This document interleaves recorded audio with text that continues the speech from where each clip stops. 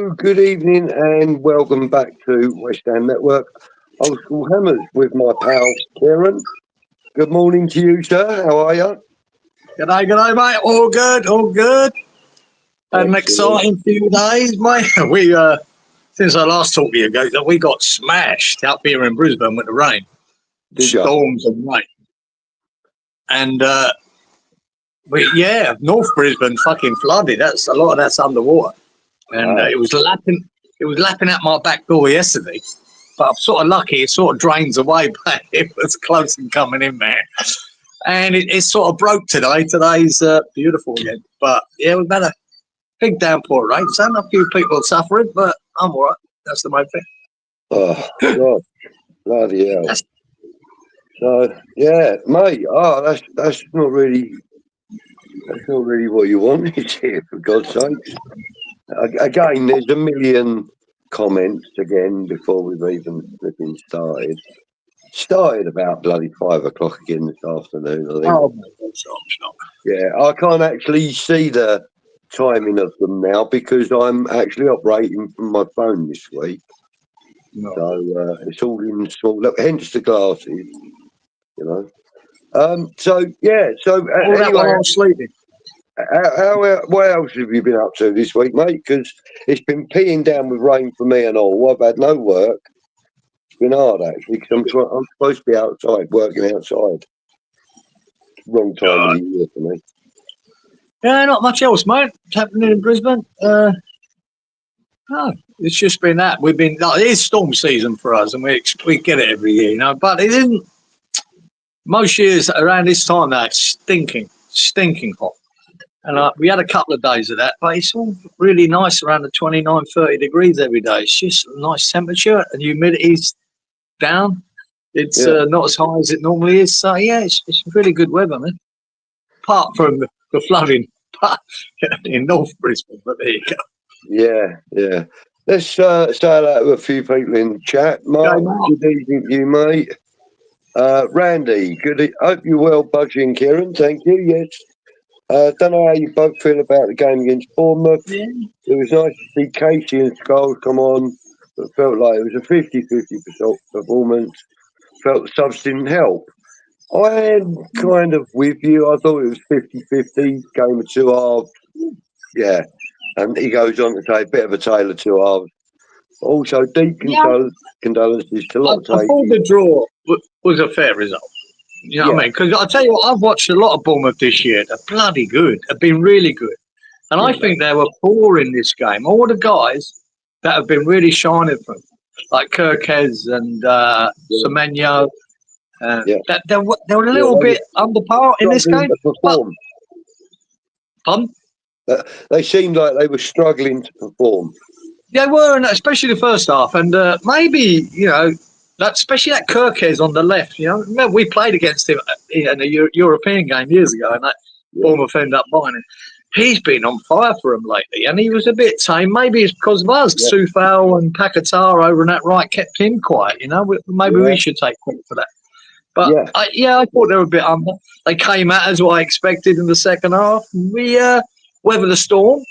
You know, thankfully we had Fabianski in goal and he can pull off saves when he needs to. And I felt he should have been given man of the match, in my opinion. So.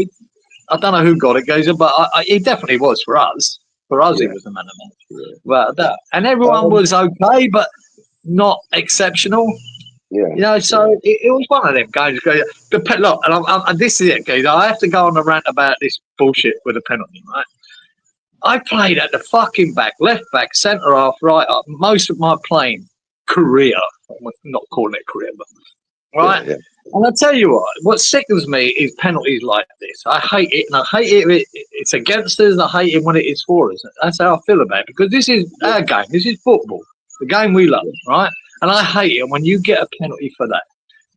I really like Iriola. I see an interview after the game with Iriola, their manager. And he said he'd went to the VAR people, PGM, MOL, whatever you call them. At the beginning of the season, he said, look, in Europe, everyone's defending that with their hands behind the back. And the VAR people said, we don't want that in the Premier League. We don't. He said, right then, so what is the rule? And I said, if it's in a unnatural position, then you're going to get a penalty. If it's in a natural position, you're not. And he went, fair enough.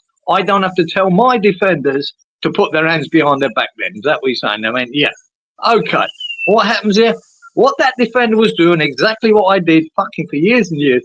When you're trying to stop it, you lean out with your left foot, right, if you're on the left, and you try and stop, and your hand automatically comes up. So it is in a natural position. It's not a fucking penalty. And someone needs to get hold of this, because you're going to ruin the game of football, because this is what's going to go. Everyone's going to start putting their hands behind the back, and that is not natural. And it's spoiling the game, and it's spoiling the art of defending. I hate it. So I need to fucking say that. It's nonsense, and I don't get any more pleasure when we get it or it goes against it. It's just as bad for me. Bad for football. Anyway. Yeah. But we got it.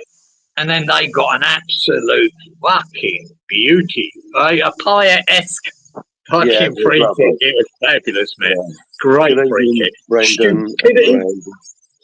Yeah. Stupidity by fucking another pass to give the free kick away in the first place. But there you go. But I think the draw was a fair result, and leave it at that. Yeah. James, usual, all the people are in. Rob Singleton, good evening. Hey, Robert. He's answering to... This is my religion. Yeah, great tune. Randy says...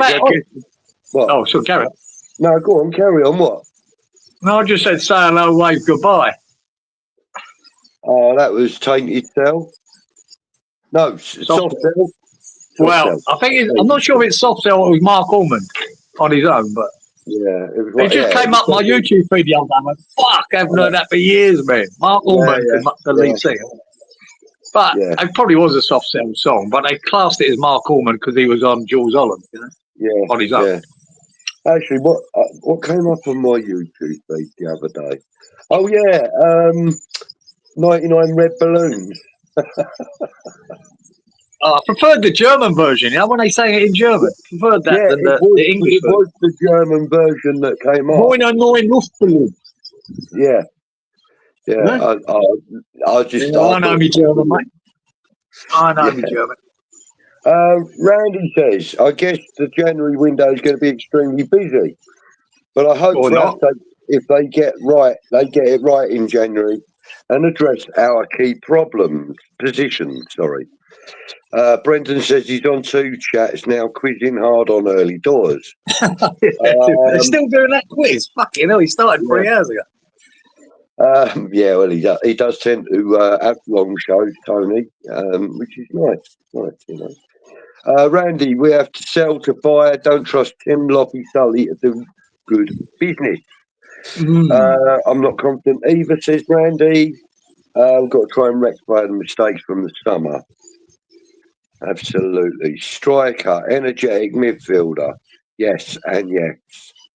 And and don't forget the left back. 2 centre backs needed. Good luck with that, Peter. Yes, says Mark. We can sell again, yes, and we could. We just need to get whoever it is that he's with interested. We just need to offer him the right amount of money. So look, we could have bodies in and bodies out, or nothing. Yeah, it can end up that way. All these players, everyone's sort of rumoured to leave. None of them might leave. Yeah, I'd like to wait and see for that. I don't think we're spending much money in the window, but I think we'd have to get rid of players to bring them in. Yeah. Now, whether full crew, they decide to get rid of him, or what's your name, Guido. I don't know, man. Look, every player's for sale with the kudos thing, 100 million. Of course he's for sale for 100 million. Of course he is. Yeah. He always was going to be, because him and Paquetá came to make this a stepping stone to the big clubs, but we can't do it Paquetá because of the situation. But believe you me, if someone come in for 100 million, which I don't believe will ever happen in the January window, he'd be gone, and that would fund maybe us buying players. I was watching the video that was on the network earlier from young Holly. She did like Hammers headlines, and she was saying that now Newcastle are also interested, but she's saying that they're more likely to come in with a lower fee than the 85 million. And then there's obviously Arsenal and Liverpool interested. They're the three. Yeah, well, you can see Liverpool's point. You know, if they're losing Salah, but my God, Kudos is no replacement for Salah for me. He is a replacement in that position. The best option. But if you're going to lose Salah, regardless, Liverpool, which it looks like they might. Who else might just fill that void? It will do, yeah, because he can play. That's his position. I've always said it, Budge, haven't I, about Bowen and Kudos. They both are the best at that position. And the crazy thing about it is, when we played against Bournemouth, we got the two best guys on that right, and neither of them were playing there. Neither of them were playing there. Bowen up front and Kudos on the left. Which is, you know what I mean? You know, it doesn't make sense, does it? No, it doesn't. I remember Andy Robertson saying this for when he played for Scotland. Yeah. When their manager had at the time, they had Kieran Tierney and Andy Robertson, two cracking left backs at the time. Andy Robertson, one of the best in the Premier League, and Tierney up and coming at Arsenal. Yeah. And then I think he was playing Tierney as a right back and him as a left wing back. And Robertson fucking shouted about him. And fuck's sake, he said, we're two great left backs and neither of us are playing it. And we seem to be doing that with Kudos and Bowen at the moment. Yeah. Well, but before we go any further, I just want to say, you know, that it's sad to hear of the passing of Lopetegui's father. Our condolences go out to him and his family and friends. Absolutely. You know, and pretty certain that, you know, it's going to affect Lopetegui over the next coming weeks. And we might not even see him on the sideline against Brighton on Saturday. Maybe not. No. So, more important things to be doing. If we do, I would hope that the crowd would acknowledge the fact that he. Of course they will. Of course they will. I'm pretty sure. Every supporter realises, you know, there's football and there's family. Family are more important. And especially that sort of situation. Good evening, Peter. He says he thinks his mind will be elsewhere after that party. And why wouldn't it be, Peter? And it should be. It should be. Good evening, Stuart. Hope for a win on Saturday, 2-1. Hey, Stuart. Yeah. Every win Loppy can get now, he can dedicate to his late father. Absolutely, mate. I mean, the players, it might actually boost the players up for this game. You know, to fucking try and get that win for it. I've just had a thought. Paquetá ran to Lopetegui when he scored that penalty. Of course he did. That's exactly what I thought that was about, Budge. Was, you know, he knows he's suffering because he's bad style. I considered that. You know what? Yeah, I thought that straight away. I thought that's it. You know what I mean? Cool. Especially Brazilians, Geezer. They're very family orientated, Brazilians. Oh, yeah. Yeah, you know what I mean? He would have known the pain that boy's going through. And most of them players do. We don't. But they have to deal with it every day. Good evening, James. Evening, Budgie, morning, Cieran, and chat. Yeah, James. He's back in Spain for the funeral. Yeah, but that won't be immediate, will it? It'll probably take a few days to sort that out.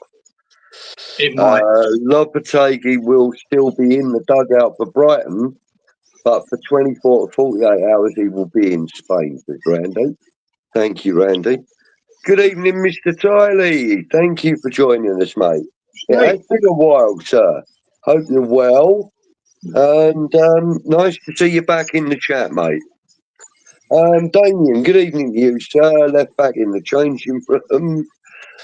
Fair play to you, mate. I would have taken the point from the start, but a bit disappointed not to see the result out and still need more convincing before I start switching anytime soon. Right, look, Randy, absolutely, mate. And I thought that, you know, we allowed them back into the game far too quickly. If we'd have held out for 10, 15 minutes, I think we may just have gone on to get another goal. and I think we may have been able to see out a 2-0. But like we said, Bournemouth really weren't at the races on Monday night. They could have been a lot better, and they weren't, fortunately for us. They were better in the second half. And the end, I can, normally in a game, when you're that few minutes to go and you've got that goal, you should want to hold that. But it's one mistake by Mavropanos, a stupid tackle for me.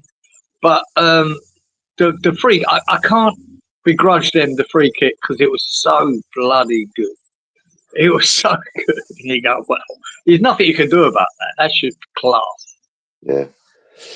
Good evening, Luke. Never in a fucking million years, Lukey boy. Never in a million years for me, mate. Fuck that. If that's what you've got to do to defend now, you can't fucking lean back with your arm up in the air. Well, then the game's fucked. The game's fucked. To be honest, I believed there was a slight movement in the arm towards the ball. That's what I believe I saw. You know, the thing is, if we'd have gained, if they'd stopped the ball going in the net, I'll take that one. But I'm not fucking having it when that we gave an advantage from that clip off his head, right? We gave an advantage. It went straight on to fucking Fulkrug's head, should have scored. And then it gets pulled back. Yeah, James is the same. Well said, mate. You're unbalanced when you're completely unbalanced, Caesar. Yeah. You try jumping in the air, right, with your fucking hands down by your side. Try doing that. Unless you're a Masai Mara, they can do it. But you try. It's not natural. It's not natural. To defend when you're leaning, stretching with your left leg, your left arm comes up. It's fucking natural. If you're on the right side, your right arm comes up. Fucking hell, man, I can't handle it. I don't give a fuck with these. The trouble is, what Luke's saying there, right? The rule is his hands up in the air after they give a fucking penalty. And that's the problem. The rule. They're saying natural position. That is a natural position. So how? Which way is it then? Any defender tells you that's a natural position to have your hand. So what is it? Fuck them.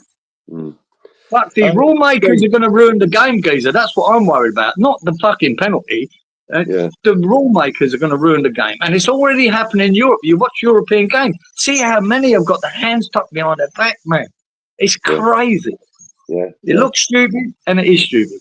Yeah. Steve, we've spoken about this actually before, mate, and I've listened to it. It's very, very good. A lot more games. Right. But he's answering, say, 99 Red Balloon singer, Nina. Platted her on that she showed off on top of the pop. Yes, she did. I remember that. I do remember that. She played. German girl. Yeah. Could never actually watch Mark King play, though. Oh, really? Oh, he was brilliant. Yeah. True, actually, both faces, yeah. 909 Luftballon. 996 Luftballon. Da, da, da. Yeah, that was a great tune as well. I think he knows he's going to go, just a matter of saving money. The longer he stays, the less to pay out. German version, keeping the German theme going.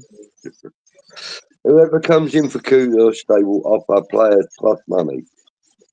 Well, if it's... I don't think he's going. I think he said Terence Trent D'Arby. Trent Alexander-Arnold and 50 mil, I'd take that. I think apparently he's off. I reckon he's off to Madrid, guys. Rumours of it. What do you reckon his price tag is then?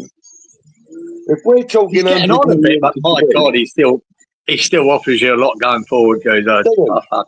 He's got to be off somewhere north of 75 million, still, surely. I'm not sure if his age would bring it down a bit, Budge, but my God, it's. I've always said Alexander isn't a great right back. I've always said it, and I don't think he is. But going forward, mate, he's worth every penny, whatever you're prepared to pay. Yeah. Simple as that. model. I know that one. That's Kraftwerk. Remember them? Yeah. I had their album, guys. One of the Kraftwerk albums.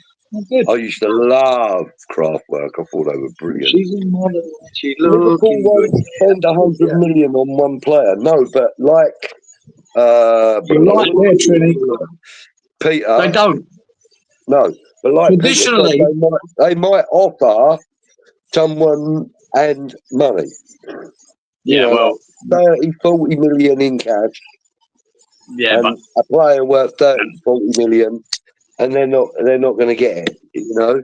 But they've got to match at least the buyout clause. They've got to. I don't think any big offers coming in from Kudus, right? I don't. But Trini's right. Liverpool don't traditionally spend that kind of money on a player. They never do, right?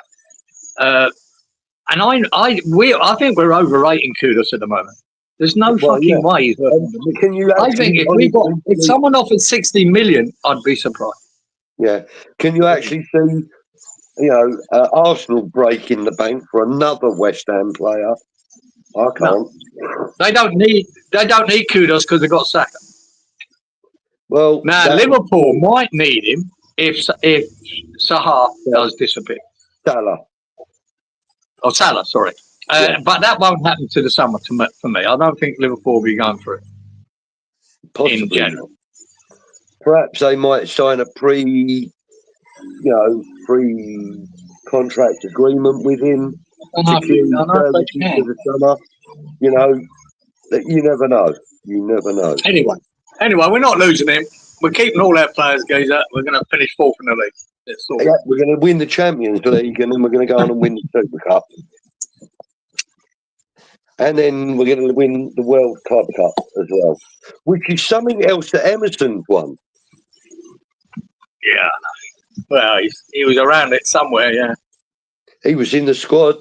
Yeah, he was fucking cleaning the boots, Geezer. That's what he got minutes on the pitch, son, I'm telling you. But we got a World Cup winner in our team, and he's shit. Brendan's asking if Southampton go down, would Cameron Archer be worth a look at? I don't know, just throwing it out there. Listen, I think there'll be one or two teams that would be interested in Cameron Archer. I think he's got quite a lot of potential, and he's put quite a lot of good work in this season. Trouble is, being in a team like Southampton, they're not going to get very much money for him. I like the young striker they got there, that Biblin. Yeah. He looks promising. He looks like he could be, maybe. I think it's, work in progress, but I think the guy's got something about him. Don't mind him. Should be raiding Ligue 1 for their players. They cope well with the physicality of the league, and they are in a financial crisis because of a no TV deal. Ooh. Could get 3 top quality players for the price of Kudus. Good. That's actually a pretty good shout, Damien, because if you remember, season before last, it was Italy that was in crisis, and we went and got Scamacca and paid over the odds for him. Yeah, that didn't help, did it? No, Sassuolo, wasn't it? We've done a lot of raiding last year, goes on that. But I think under Lopetegui, I think Scamacca might have actually been a better player. I don't know. I'm just putting that out there. Good evening, Sean. I hope you're well, sir. Crochet. Yep, Kraftwerk, see? Good stuff. Luke saying RIP, Mr. Lopetegui. Budgie and Cieran. Off-season, you two can have a music Wednesday evening for your loyal followers. Maybe we could do, but I will tell you one thing. This time next week is Christmas Day, so there will be nothing from us next week. But we will be back the following week. Well, you say that, but it won't. Or will we? It won't be. Next week, it'll be Boxing Day for me, goes on. Isn't it? Yeah, but it'll be Boxing Day. It's Christmas Day for us in the UK. And I do believe that the network, in fact, I know for a fact that the network have got something very special lined up for next week, Christmas Day. I can't divulge what it is, because I don't know if it's actually been put out in public yet. I don't know if it's been put out there yet, mate. You know? Oh, no, yeah, but I don't mind grassing them up and spoiling it. You're the devil in disguise. Oh, yes, you are. You're a little bloody imp. That's what you are. Yeah. Instead of old Big Russ having a fucking announcement, we'll do it here, guys. Yeah. No, but yeah, so there won't actually be anything from us on the network next week. But maybe, just maybe, we might do something on Green Street Elite. And the following week is New Year's Day for me. Yeah, it doesn't bother me. We will be back on New Year's Day, the first Old School Hammers of the year. And yes, definitely. But next week, there will not be a show. Make sure you back that up, Matt, that you don't get on the fucking piss New Year's Day and to New Year. Oh, no. Oh, no. I'll be doing all of that New Year's Eve, mate. Don't you worry about that. I shall be recovering all day New Year's Day. Good. And, well, we'll do it then. It will also be the opening of the window, so we will be able to... Is it? Yeah. So we will be able to... we'll talk more bollocks about transfers that never happening. Yeah, we'll give you updates, mate, you know. But maybe we could have an evening for you in the off-season. Yeah, like a musical evening. Werner might be available soon. I don't know. Fucking hell, Brandon, will you fucking stop, man? I've never known a player like Werner in my life to get in such good positions, to have such good pace, and just cannot finish. Cannot. Yeah. I mean, never known anything like. I thought Postecoglou might get more out of him. Nah, he's still shit, mate. He was shit at Chelsea. He's on a big lump every week. He's on about 180k a week. Yeah. He's just unbelievably bad at finishing. All this talk about Rashford, I know he's on a bigger lump every week, but if we could save that down to something sizable for West Ham, I would rather have Rashford than Werner. I don't want either of them. I don't want anyone coming near Rashford.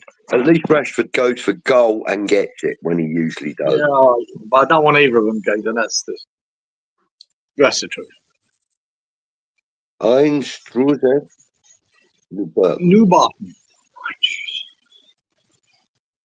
No. Ein me. Oh, I don't know. I'm trying to think back to my German that I used to have. That's all gone. Anyway. Yeah, no. Ein to me is one. Anyway. Yeah. Tell us what that means, Sean. Please. Yeah. Everybody's saying condolences. Yeah. Good point, Steve. I like that. What's people's opinions on Tadebo? If reports are true, then he is a bad apple. Reports are that he was kind of mixing it up at his previous two clubs as well. Yeah. Yeah, it's hard to say, guys. Unless you're in the know, you're not in the know. Yeah. And, I don't like to judge a player on rumour. You know, yeah, and we can't be further away than in the know than we are. You know, to be fair. I mean, we get our information from the likes of Ruff and Anton and, you know, Hammers Chat and people. He could be a complete wanker budge, and he really is stirring up there. Who fucking knows? Who knows? Yeah. And there's also reports that Maxwell Cornet has attracted some attention from a number of championship clubs. Good luck with that, boys. So it looks like we get about £12.50 for him then. Yeah. The championship club's at the bottom. Yeah. I agree with Sean now. Absolutely, Freshie. It's up again. That's it. Good evening to you, Mark Watson. Thank you for joining. They were looking to League One. There's Randy. I'm sure they're looking to League One for players they should, and I'm sure positions we need can come from there, especially if finances are a little bit tight for us. We can get them players less money because they are fucking skin. Look, as supporters, if you're expecting us to bring in a load of players in January, fucking, you'll be disappointed. It's not happening. We might bring in one. We might get two. We might sell one or get rid of one or two. That's about the most I see happening. Yeah, it's fucking January, man. And Damien certainly gets about in the chats and stuff, and he watches a lot of content. I know that for a fact. And he's saying to Steve that he doesn't think that Tadebo's a bad egg.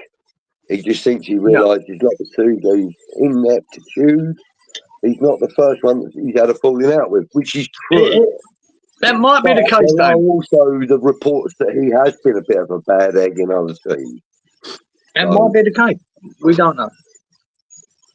We don't know. But as long as when he gets on that fucking pitch, that he does everything he can. And that's all I care about. I don't give a fuck if he's a fucking arsehole or not. But he needs to respect his manager, and he needs to do the right thing when he's on that pitch. Yeah. That's the be all and end all. Sean's put up there Ramstein. That's a band, isn't it? Well, I don't know. The only way I know Ramstein is that there was probably still is, a United States Air Force base called Ramstein Air Base in Germany. I thought, it just rings a bell really at the back of my head that Ramstein might be a band. Might be a band, but don't know. Especially stop fucking being cryptic and let us know. Had a girlfriend with a Brazilian. We were trying to be family orientated. Only M. To live without music would be a torment for me, an absurdity. That's more lyrics. Hi, Sharky. Good evening, mate. Merry Christmas,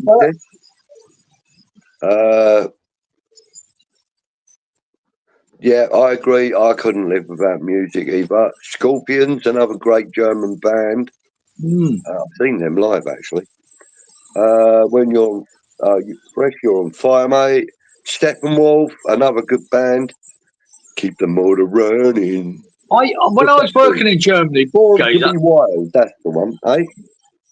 When I was working in Germany, I found a really good German band there that was East German, so no one really knew about them. Right. And the German geezer put me on them, and in the car we had their tape playing, and I remember one track I really liked from them. It was called Unter der Fenster, which translates to Under the Window.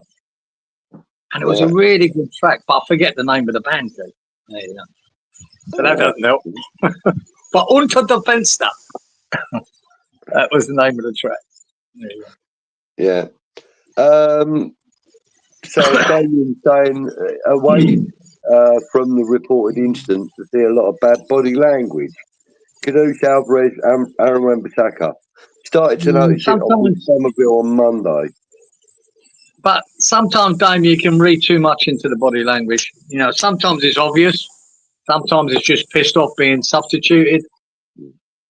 My body language, I think I always translate it to the pitch. And I think Kudos was trying his hardest the other night, so I didn't see any problem with that.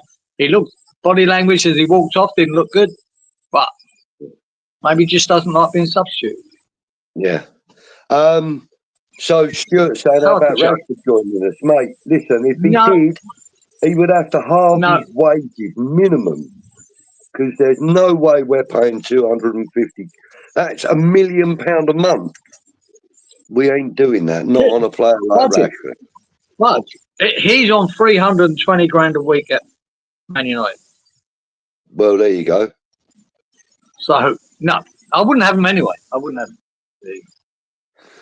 Bournemouth player was doing the Ottawa dance to Hands Up. Baby, hands up. Yeah, I know that song from the 70s. Well done, Peter. Love that.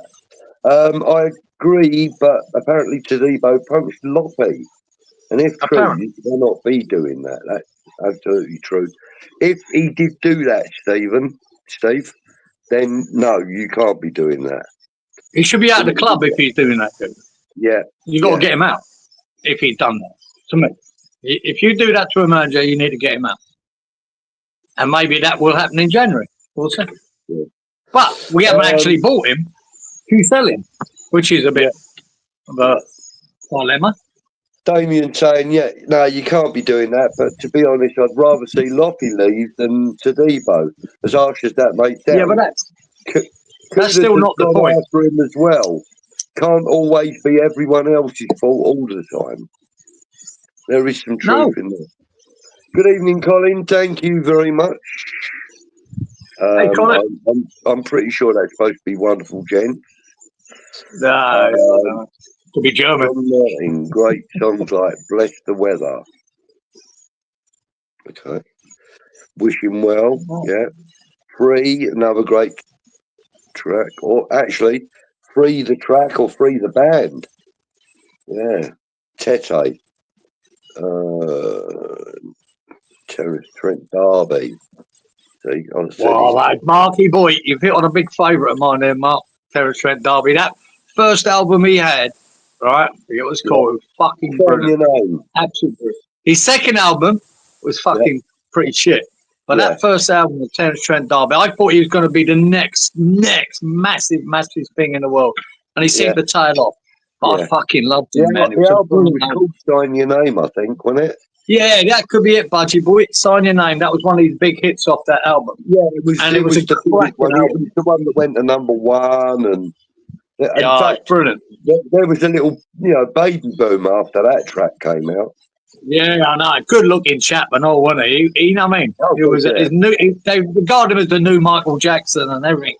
But he seemed to fall off it, didn't they? Yeah, shame. Randy's asking both of us what we need to do in January window to consider it a success. Well, I think what we need to do in January to make it a success, right, for the window, is to keep hold of Kudus, Paquetá, Alvarez, Bowen, Somerville. I think we need to keep up with Kilman. I think we need our core players. I need Souček. I think we need to keep him. Wan-Bissaka, we need to be able to keep him. I think we need to be able to keep all of the important players, but add to them. I don't think we should be looking at losing anybody in the January window, to be fair. Not even like the likes of Soufal or anything, because like you mentioned earlier, Cieran, him and Kudus on the right-hand side managed to keep that. Was it Zuko? Kirkes. I think it was more. I think Paquetá was more on the right, and Soufal, but he didn't have his greatest game. We can put it down to them two boys. Soufal. I thought Soufal had a good game. Yeah, especially going forward. I mean, he made no major mistakes that cost us, which was brilliant. The only one the easy answer to that is get more out of the players you've got. If you can say after 5 months or so that they're absolutely no good and get rid of them, or if you're a good manager, make them better. I see that in Soler. I don't think he's been brilliant this year, but I see that boy's got something. I can see it. I haven't seen enough of it. I've been actually, waving his flag since we got him, and really, to be fair. Yeah, and Guido, not so sure. I don't think he's. I'm still on the edge with Guido. Yeah, he can be really effective, but also he can be, Civ-like. He can let balls pass him by. But I think, with Soler, I think, like I said before, like being able to have watched how effective he can be as I think he could do well. Yeah, but as an 8/6, I think he's perfect for us. He's still borderline with full crew because we haven't seen enough. But then you hear that bullshit behind the scenes. He wants to leave. He's homesick. What homesick? You're a fucking couple of hours away on a fucking flight. Shut the fuck up. But I don't know. He could come good, Guy. I don't know. I think the knee jerk is just get rid of everyone. sell everyone and bring players in. And then what do? You've got to start again. You need stability, mate. We're starting to build a tiny little bit of stability. And, you know, a lot of the squad have been together already for some time. So, you know, that's sort of important. You know, I mean, if we were going to release anybody in the January window, look, I would suggest that it would be somebody like, you know, Aaron Creswell back to Ipswich or something. You know what I mean? Or, you know, or whatever. You know, or maybe even to Everton, even. You know what I mean? Just like he kind of surplus to requirement, because we do need to address that left back position. You know, we do. But can we survive? Can we survive to the end of the season? I think we can, because I don't believe we're going to be ripping up any trees this season, whatever we do. No. So we're not going down. So I don't see West Ham fucking spending a load of money in January. It's not going to happen. I think success for the with January kudos, I don't think he's going anywhere, Budge. I don't think he's going anywhere. No. But like everyone, every player, the right offer comes in, it could happen. But I don't believe it will.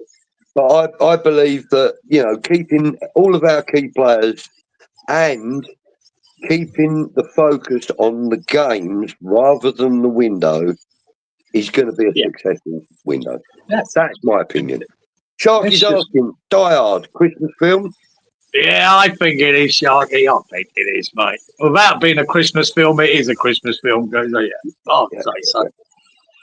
I'd say so. People may, Damien says, people may pay 90 for Kudus to beat the competition to his signature. I think there will be more than one team willing to meet the release clause in the summer. And you're probably right there. I wouldn't be at all surprised if one of the big boys from Europe is one of the teams bidding. It could be anyone. That's a lot of money these days, dude. A lot of money. Yeah. Sean says, yes, it's a Christmas film. Film. Yeah. What they say in Ireland, film. That's very true. Film. Yeah.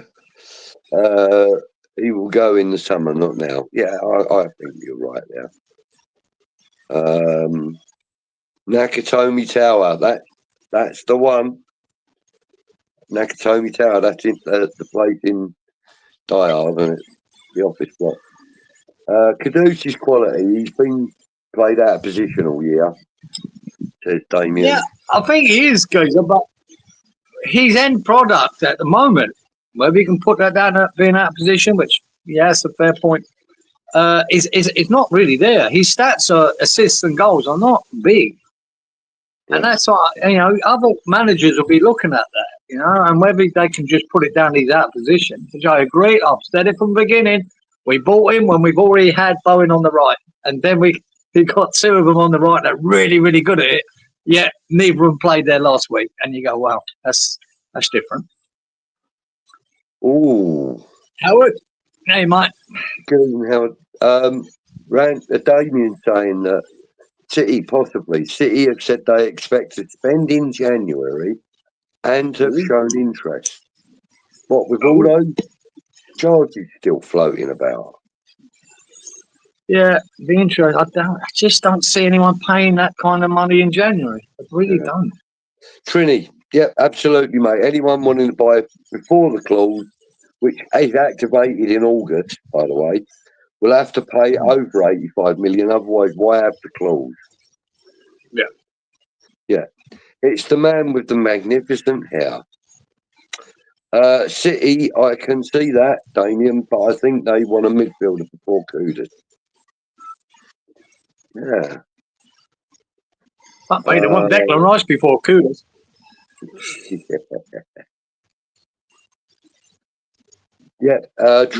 Trini.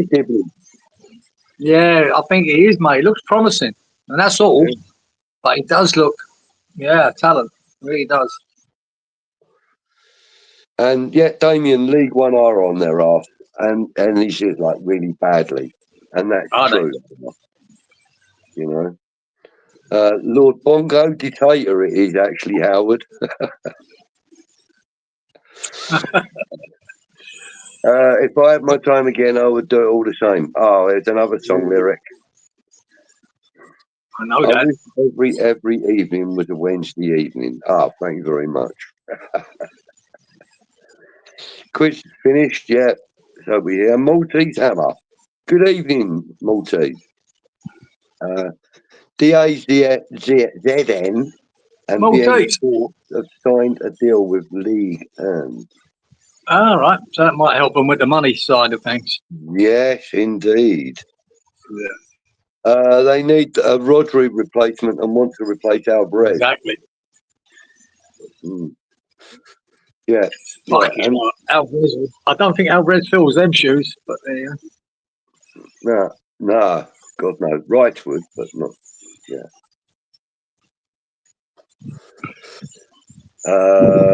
Cieran and Budgie, my sources have told me, Colin, that Kudus and Alvarez are a big possibility of being sold to fund signings in January. Possibly, Colin. If that big offer comes in, I think he's up for sale, no doubt. But who's going to make that offer? Yeah, we'll see. Devlin has a dilap look about him. Yeah, maybe he does. Every day is like Monday. I hear what you're saying. There will be talk about the Atalanta midfielder. Sorry, that Anthony was just reading the answers of the chat amusingly. Right. Okay. Smith. Right. Just finished watching. Just finished watching even Green Street, the film, good football film. Yeah, mate. That's where I named my channel from, Green Street Elite. That's where I named it from, Matt. Just so that it was familiar to people other than West Ham fans. You know, people would associate it with the film. Anyway, Edison, Damien, you mean from Atalanta. Edison, okay. Russell and Anton are dressing up as birthday. Oh, Britney Spears and Christina Aguilera. That will be funny. Good evening, WHU 58. He's in the house, look. Must be them lyrics. It was from a Smith song, was it? Must have been. They're also looking at Zubimendi as well, apparently. City. Why not? Good evening, Budgie and Cieran and everyone. 58. Cieran with a C. Not yeah. And an I before the E. Mr. 58, you better get it right. I before the E except after C. Yeah, well, that doesn't apply anymore, especially in the fucking Irish fucking name. So, do you know they actually have done away with that? I before the E except after C have done away with that, geezer, because there's so many exceptions to it. They decide to fuck it off. There you go. And my name is an exception to it. Yeah. Ian, good evening, Ian. Yeah, Werner would be a disaster. Absolutely. Disaster for everyone.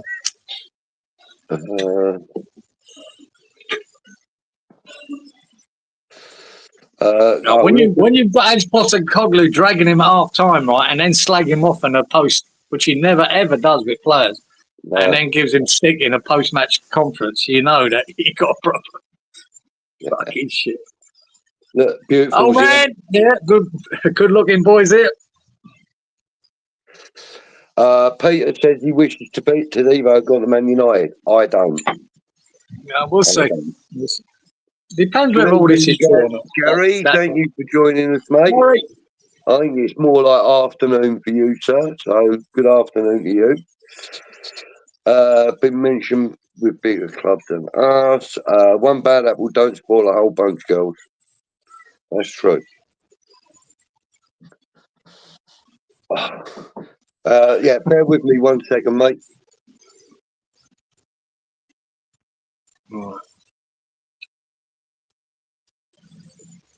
I'll tell you something I did enjoy seeing the other day, right? It was the was it Ipswich Forest?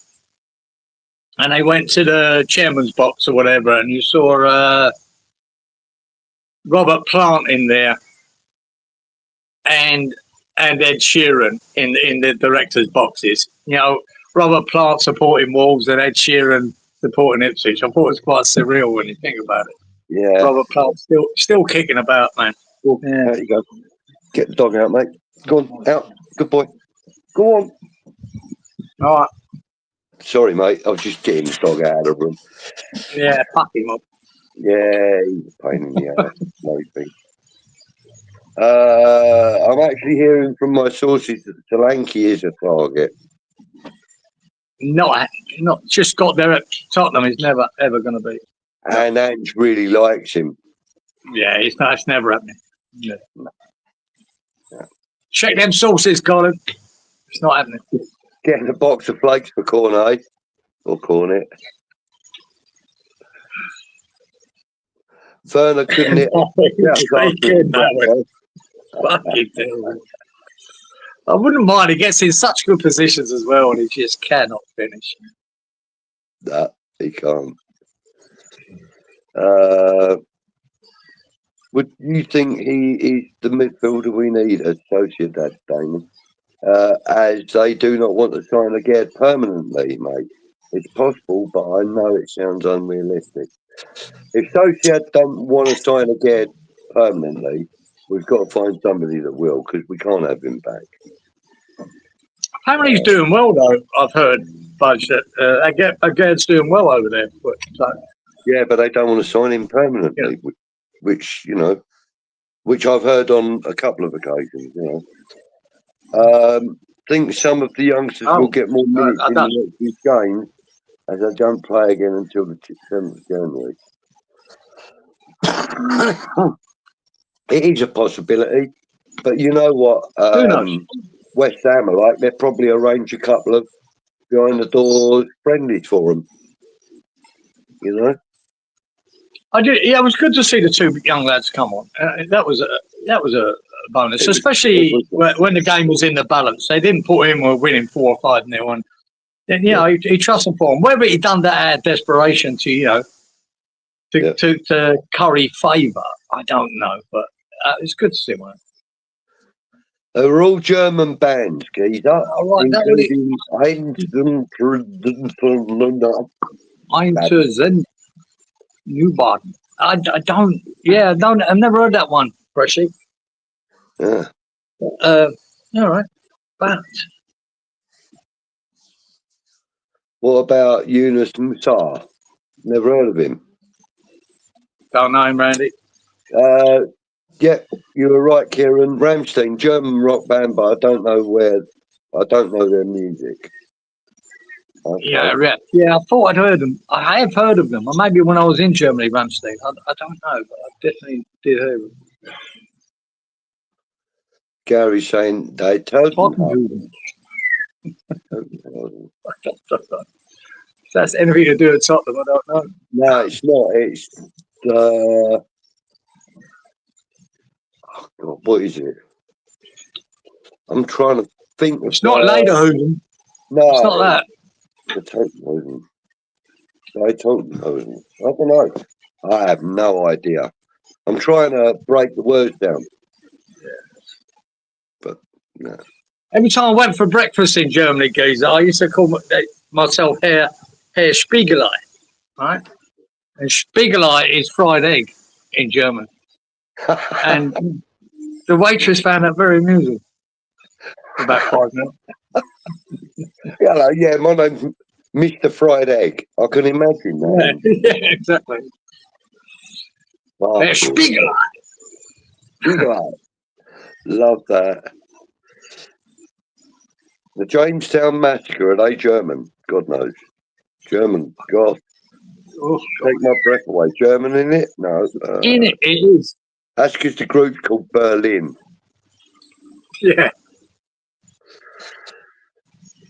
California, Uber alles. Uber alles. Yeah. Right, so old man says he was stopped in the street today by a woman doing a survey about the wall. I should have pre-read this. Boom, Yeah, fucking what do boom. I know about dwarfs? I said very little.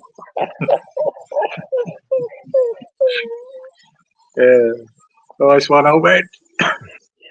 I bet that was a short interview. Yeah. Right. I don't think I'm reading too deeply into the body language, Kieran, honestly. Yeah, you might be, Damien. I mean, and you could be right. You could be bloody right. Yeah, Gary knows an explanation.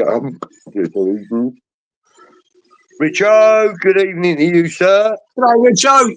He said, love you guys. Thank you, mate. Really appreciate that. I see that because I don't click on to, I think it was the Voicey boy. And I don't normally do that. I popped in. I've seen Richo put up there that he'd secured his season ticket for the new stadium at Everton. And well done, Richo, son. That'd be exciting for you. Excellent. Well thanks for that info, Kieran. That's good. Well done, Richo. Hopefully you'll the club will start becoming more what they have been in the past. Just survived the season. Yeah, and you know, I mean, look, as much as we do take the piss and so on and so forth, Everton are one of them teams that have never been relegated, and I really hope that it remains that way. You know, hopefully they get to a new stadium next year, new manager, and start again. Hopefully they can do that. And because I have got a little bit of a soft spot for Everton over the years. You know what I mean? They're one of the old clubs, mate, and they're suffering with Dyche at the moment, supporter-wise at football. But they went to fucking Arsenal and got a 0-0. Brilliant. Fucking brilliant. Yeah. It fucked them up. I was delighted. Yeah. Ian says some players that just demand excellence from all around them, so end up falling out with the people, particularly if they have top potential themselves. For example, Roy Keane. Maybe Tadibo is one of those. Could be it. Could be. It could be that. It could be that. There are players like that. Yeah, maybe he is that kind of captain. Canio was like that. Canio was like that. He was. Yeah, he was. Who knows? We don't know that for sure with Tadibo. He might just be an arsehole. But the Canio was like that. He expected everything from around it, as Billy Bonds did. You know what I mean? You want them every player in that team to be doing what they're meant to be doing and doing it hard and doing it well. And they even forgive the people who are not doing it well, but as long as they're making the effort. That's football. Yeah. Fresh says Rammstein did a banging cover of Kraftwerk, The Model. It's on a soundtrack of some Kieran film. Film. And I'll tell you, really, Fresh, he knows it, man, because all my cousins, when I used to go to Ireland when I was young, like every year, they'd always say film. They wouldn't say film. They always say film. Yeah. Good memories.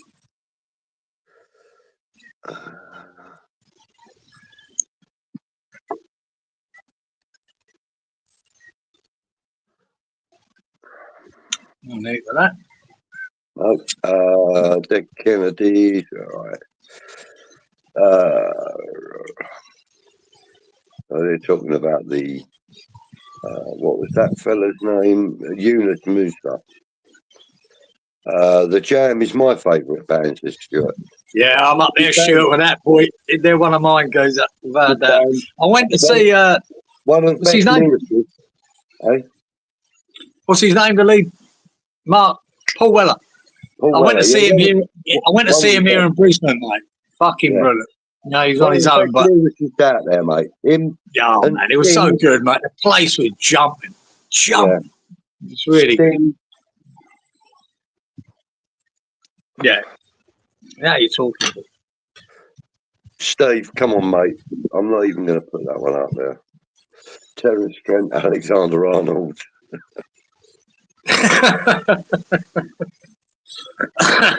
Not Terence Trent D'Arby. Maybe they named him after him, Geezer.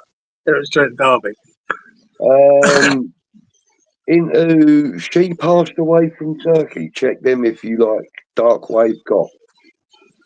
Right, never. Oh, Gary, I don't think I'll be in fucking Goth. What a name for a band. She passed away from Turkey. Oh, well, somebody knows them. Look.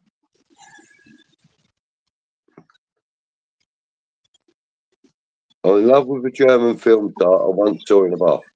Yeah, I know that song as well. I'm in love with a German film star. Can't remember what it's called now, though. No.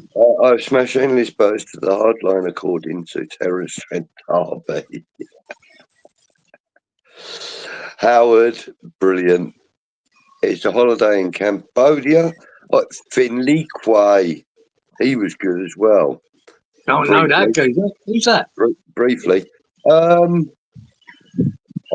Actually, I suppose I should describe him as Bruno Mars 20 years earlier. Doesn't ring a bell to me at all, that no. Finley Quay. Yeah, he was quite good. Okay. Right, let's go through the Ramones. They were good. Yeah, I had a Yellow album. the original punk band, the Ramones. Yeah. American punk band at that. Steve says, to be honest, lads, I think Alvarez has been pretty poor this season. In his opinion, he ain't been great. He ain't been great.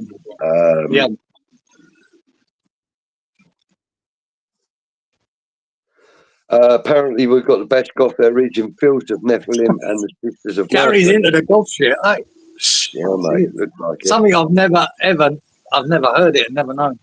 Good evening to Tony from Early Doors Football TV. Evening, Budgie and Cieran. Not in for long. Have a long day tomorrow. Hope fair of you are well. Thank you, Tony. Thanks for joining in. Tony.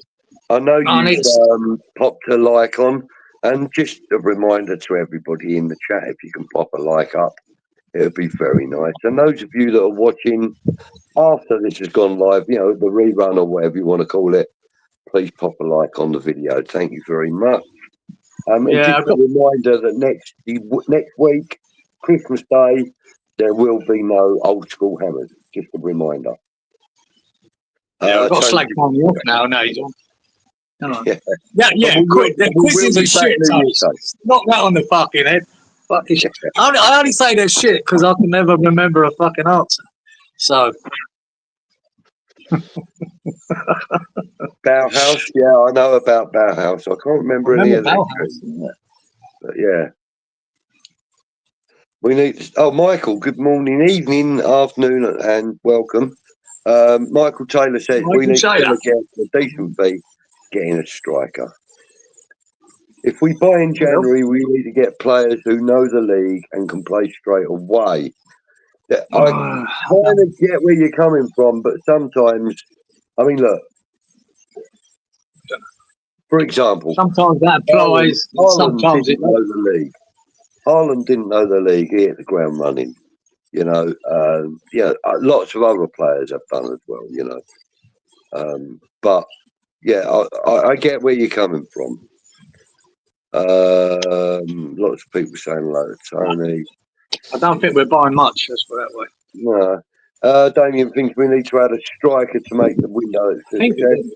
Whether that's selling Kudus, getting a striker, and like for like, or I think we do need a striker. Now we know Antonio's out, and we can't rely on Ings much, and we've got Fulkrug. That's all we've got. So yeah, we do need one. Yeah. Who and where? What? Thank you for joining us, sir. Big up, lad. Just had a quiz. I've got more than Tony. There you go. Yeah, Anthony's giving me the up. Yeah, he's shit at it, Anthony. He's absolutely shit. Oh, great. Brendan enjoyed it. There you have it. Nothing will happen in January. Yes, I don't think there might be one thing happen, but it's going to be very little. But everyone keeps throwing up all these rumours and this and that. I think they're leading everyone down a garden path that was going to be this big fucking exodus and players in January. I just don't see it. I really don't. And if I'm wrong, I'm wrong. I just don't see it good. Apparently, Guido's off in January, going back to his old club in January for about $2.5 million. What did we pay? He's costed about 4 or 5, hasn't he? Yeah. Not a good deal, really. A big chunk on it, if that's true. If that suits everyone, it suits everyone, and that's that. Howard says, Anthony, I thought I saw a shy horse in the car park. We wasted all that money on Guilherme and Fulkrug and missed out on Duran. All over. Not bad, eh? We're not bad at that, strikers. Even like Love and the Rockets and Tones on Sale. Whatever. Thanks for the comment. You guys make it what it is. Also, great laugh this one. Yep. I'm sorry I missed it, mate, but I was busy. I popped in at the beginning, goes up. I popped in to say hello. I told him to remind everyone of Cockbosh Creek, which he did. So all good. Brilliant. Yes, surprised Tony didn't know that Howard Shire horse, but questions. Right, okay. Take care, Tony. Yeah, I'll see you tomorrow night. And just a reminder, we will be chatting about Julian Dick tomorrow as well. That will be the Green Street Elite highlight tomorrow night. All the best, Tony. On Early Doors Football TV at 8 p.m. with myself and Tony and perhaps a guest. You guys have got to listen to Phantom of the Opera by Nightwish. Already have. Didn't like it. Sorry. Okay. But that's just me. I'm very selective about music I listen to. Really. I went to the theatre to watch Phantom of the Opera.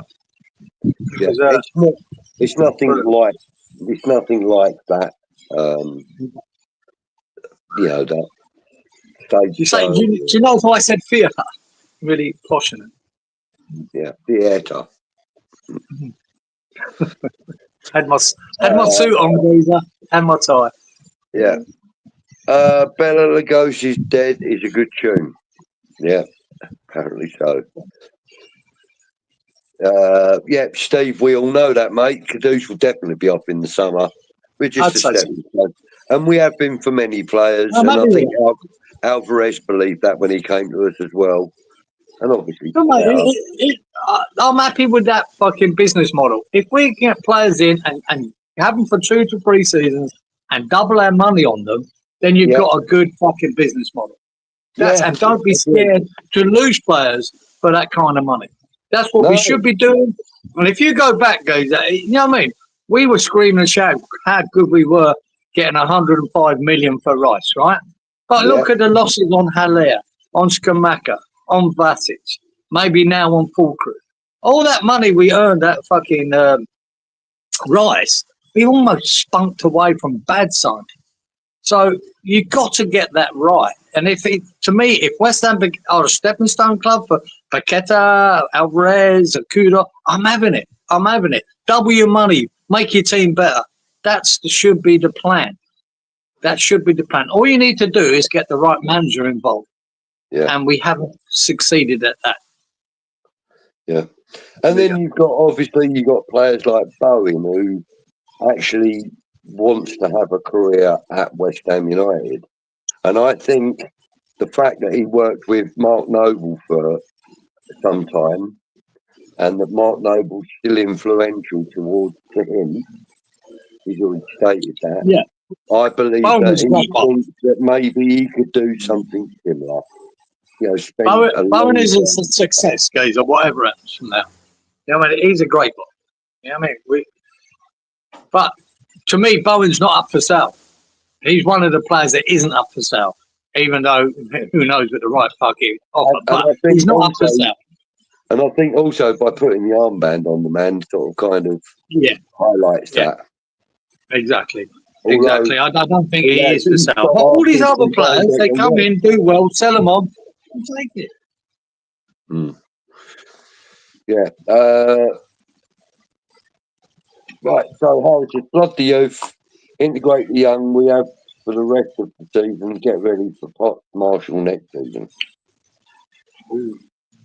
I'm trying to use my mouth to move. Not so, but that would bother me.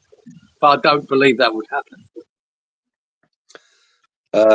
Brendan says, listen to Phantom of the Opera by Iron Maiden, another heavy tune.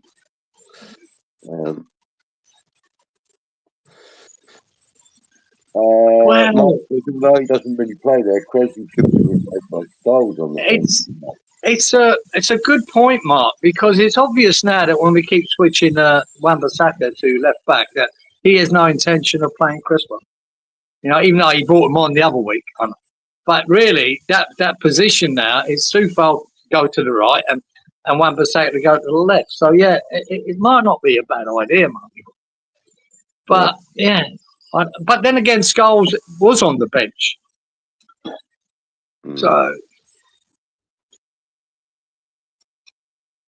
All right, so the bats have left the bell tower, and what he's corrected himself. The virgins have been bled. So anyway, I'm going to have to listen to that myself. He says.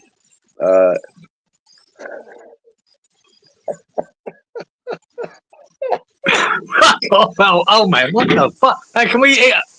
Inky Pinky Ponky, Daddy had a donkey. Donkey died. Daddy cried. Inky Pinky Ponky. How good is that? Jesus.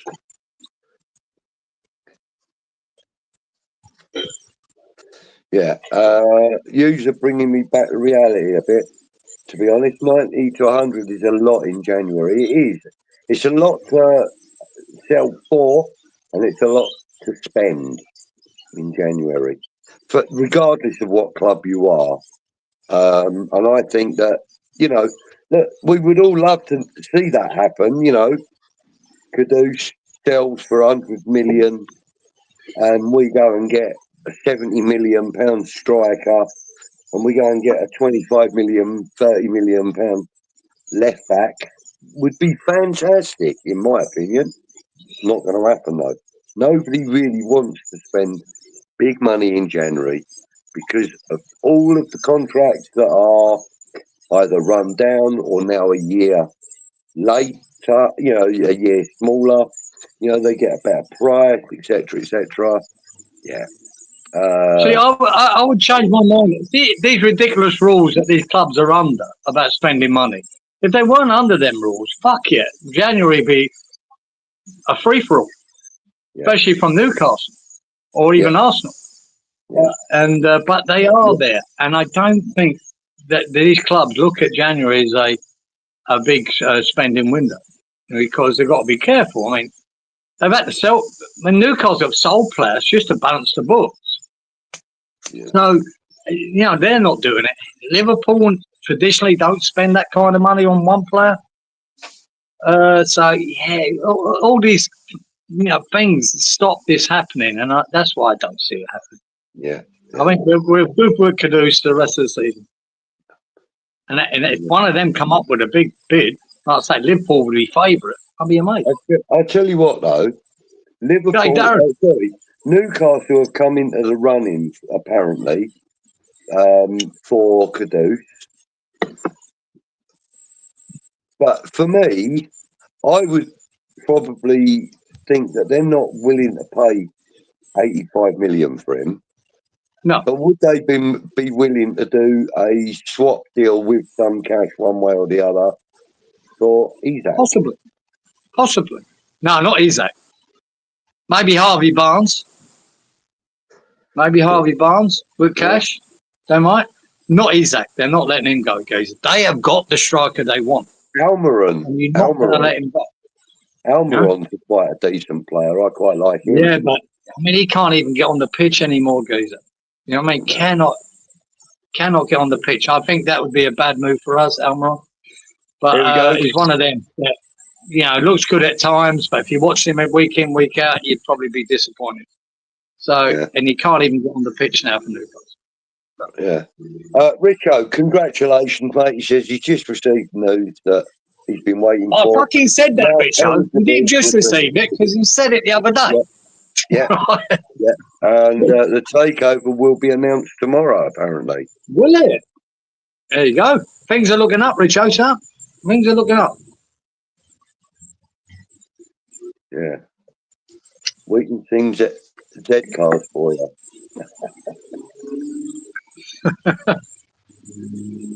The naming rights deal is around the corner, light at the end of the tunnel. Fantastic news, Richo. And yeah, let's just hope that, you know, you do really well, except for when we come to your new ground and Exactly. you come to We could do it again, Goozer. Be the first team to fucking beat them at their stadium if the fixtures work out next year. We've done it at Tottenham. We've done it at Arsenal. We can do it at the new Everton Stadium. Fucking brilliant. Didn't we do it to Tottenham when they went into Wembley temporarily? Yeah. Tottenham and Arsenal. We've done it at the new fucking Emirates, the fucking Arsenal Stadium. When Tottenham were using Wembley, didn't we do it to them there as well? I don't know, Wembley. Okay, yeah, I couldn't remember. I think that doesn't really count. But we definitely, even though that might have been a League Cup game, is that one we won fucking 3-2 or something? I can't remember. But we've definitely done it at their new stadium, and we've definitely done it at Arsenal. So, you never know. Richo, it's something to look forward to, mate. Yeah, he said you don't really excited at the same time. I always thought he sung the Virgins have been bled. My bad. Roll on next season. I would rather not go back to the old house. Season can't end quick enough for Peter. My neighbour disagrees with I before E, except after C. Well, like Cieran explained, it's less used these days. Well, it's not less. It's been discarded because there's some exceptions to that rule. Yeah, nonsense. Michael, Chelsea FC football. Yeah, Michael. Budgie and Cieran, how are you guys keeping? Thank you very much for joining, Michael. Yeah, doing all right, mate. We're doing all right. Thank you for joining.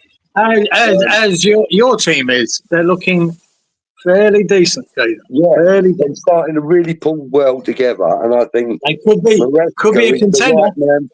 Maresca's the right man for them by the look of it. It looks like it, doesn't it, Gazer? They could be a contender. You never know in this season. See, with City shitting themselves. Do you know Man City are 18th, right, in the league, in form. 18th, Man City, in form. Fuck me. It's only, was it, Southampton and Wolves probably worse. Fuck it. So, Chelsea, you know what I mean, guaranteed to me top 4. And could be a contender. Yeah. Right, I'm off. Good evening, Helen. Thank you for joining us, sweetheart. Hello. Hey, sweetie. People saying hello to her. Everybody. Mudrick, shocking news. What's the news? Yeah. He's been drug tested and he's failed it. So. Has he? Oh. Do you know what? My brother, as you know, is a staunch Chelsea fan. And he always said there was something weird about that Mudrick. He said, like, 1 minute he can perform out of his skin, and then, like, he's very sort of, like, hot and cold. I heard he whistles on a Tuesday, which is not allowed. So maybe that's what it is. They went for it because he started whistling on a fucking Tuesday. Well, wank. Oh, God. Saying hello, everybody. The one-hit wonders, the passion for Germany, if I remember rightly. Maybe. Don't know, mate. If he gets banned, shows they'll only have 146 players left to pick it from. Chelsea, if Mudrick is banned, which he will exactly. be. Yeah, I don't think it'll upset him too much, apart from his wages. Don't know if he'll get a similar ban to Pogba or not. Maybe. Good evening, Lynn. Thank you for joining, sweetheart. Yeah, Lynn. Wishing everybody a Merry Christmas. Thank you, and to you too. Merry Christmas to you, Lynn. Fresh fruit for rotting vegetables. Right. Everybody saying Merry Christmas and hello. And be nice to get an Antonio update soon. Yes, it would be. It's gone a bit quiet on the boy lately, isn't it? Yeah, but then, the club and the family have asked for a bit of, distance. Privacy. And, and privacy and that. So I would imagine that, that it's going to be, the club that make any announcements rather than personal ones, etc. I'm sure he's fine. But the thing is, also keep an eye on Callum Wilson or his social media or whatever, because he might have updates, I'm sure he's recovering, guys. He might be feeling a bit sorry for himself and fucking pissed off, but he's alive. That's the man. Yeah.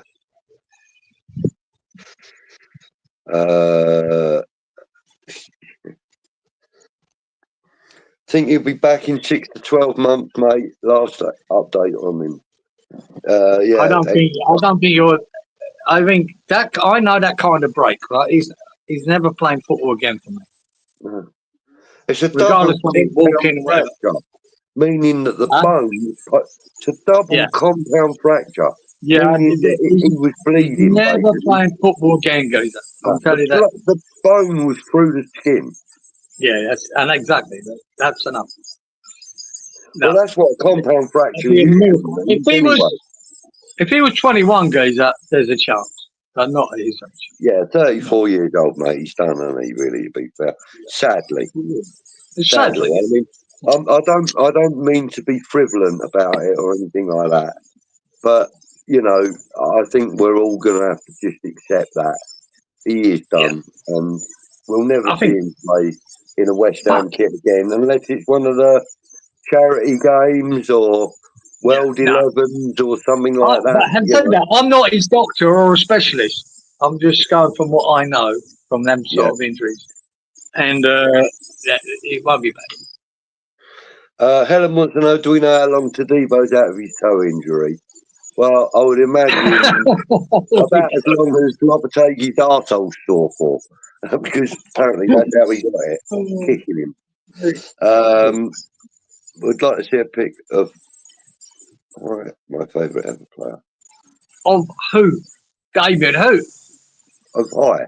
H-I. High? Who's High? Don't know. Propaganda duel. Right, okay. He will be back for Brighton, but not sure. Out with a toe problem, mate. Toe, not tie. Well, maybe he doesn't do his tie up properly, and he fucking benched him. Yeah, unusual saying. Think it's more to do with falling out with him. Seems that way.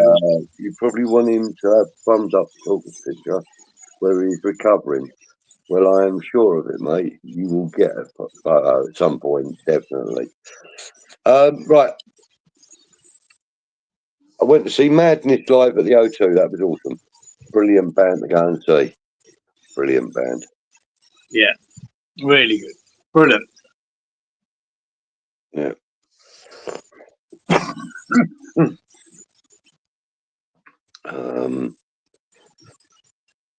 The appeal on the men, don't worry about that. Yeah, absolutely. Make another chicken baguette. Sounds good.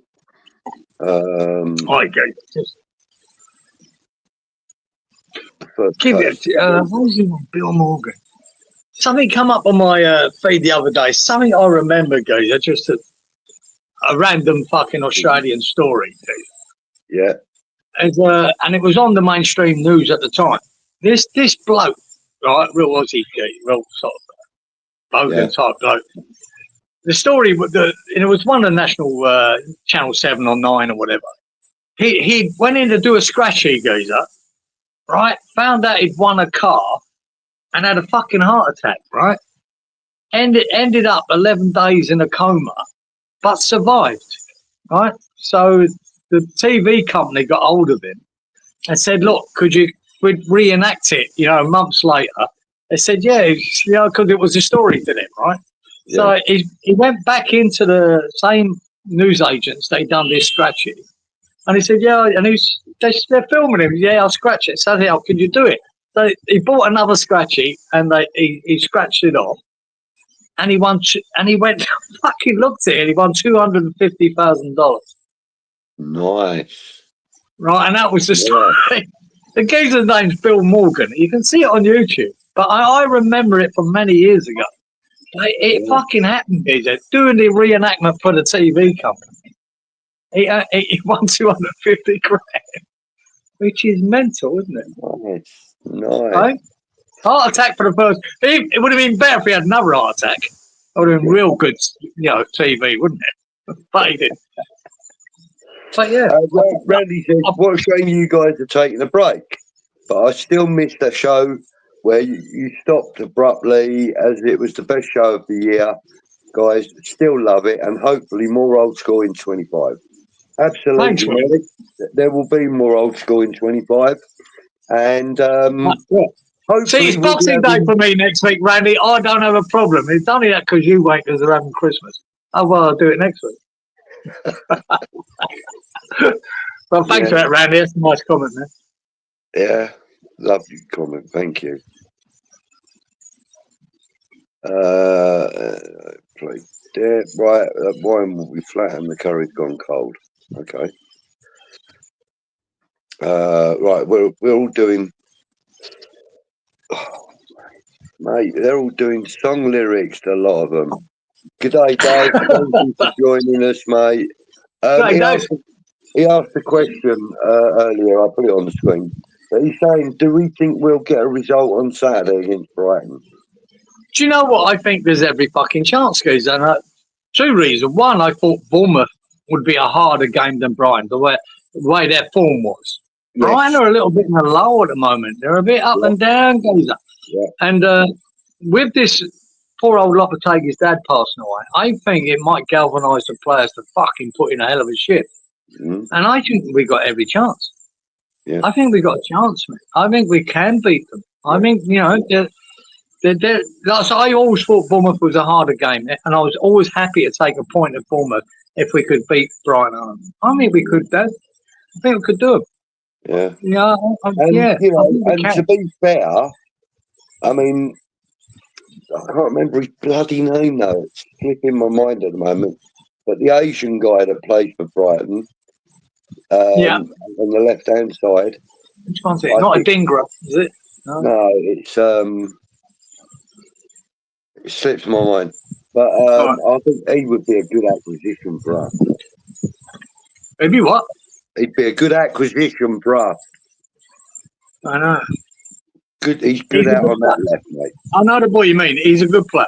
But we've got to make the most of Somerville first before we start bringing in players to replace him. Goat.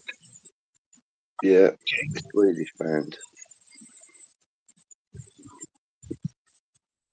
Yeah. Lebanon Swedish band did a great cover of Gimme Gimme Gimme. A man from there. Colin says, take care, Budgie Cieran. Great show, gentlemen. Always enjoy it. Sorry if I'm upset with a stupid comment towards me. Only report what I hear. That is what all I will listen, but not make any comments now. Mate, that's not necessary. We like your comments. You comment away, mate. You comment away, mate. Look, don't worry. People have disagreements, Colin. Don't take it too personal, mate. Just carry on, man. Say what you think.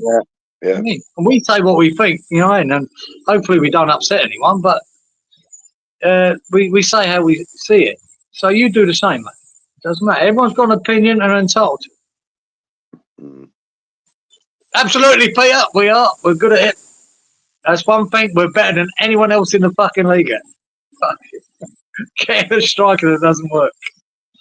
I mentioned Julian Dix earlier, and Damien saying, it's Julian. Seen a clip of him yesterday getting sent for a hot dog by Gianfranco Zola.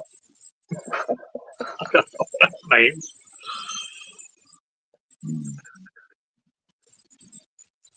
Do we what? Why? Who what? What? I'm sorry, I'm not with you, Daz. Old school was the best this year, especially the short 30-minute show. And Kieran's striptease was equally good shows like all the other ones. Thanks, mate. Really appreciate these comments. Do we think Caduce Bowen will leave in January? No. Maybe not Caduce, and definitely not Bowen. Yeah, not happening. That's my feeling. No. And I think Bowen signed a 7-year contract for 5-year contract, wasn't it? I think he signed a 5-year contract for a very good No, reason. I was told 7 at the time, Geezer, so it might be 5 left. It was 7, wasn't it? Yeah, it was 7. Yeah. I think it was. But it doesn't matter. Bowen's not going anywhere. In 2 years' time, we might discuss that. It's a long-term contract, and I believe that he will. No, he's committed, dude. He will honour it. Mark saying, not Bowen. Lynn saying, Bowen. I don't think either. Unless that 100 million bid comes in, which I think it's fantasy. I don't think it can happen. Yeah. Brendan saying, Randy, good call, but the best one was when the network put up the wrong night, and a few of us had our own chat anyway. That was only about 4 or 5 weeks ago. That was hilarious.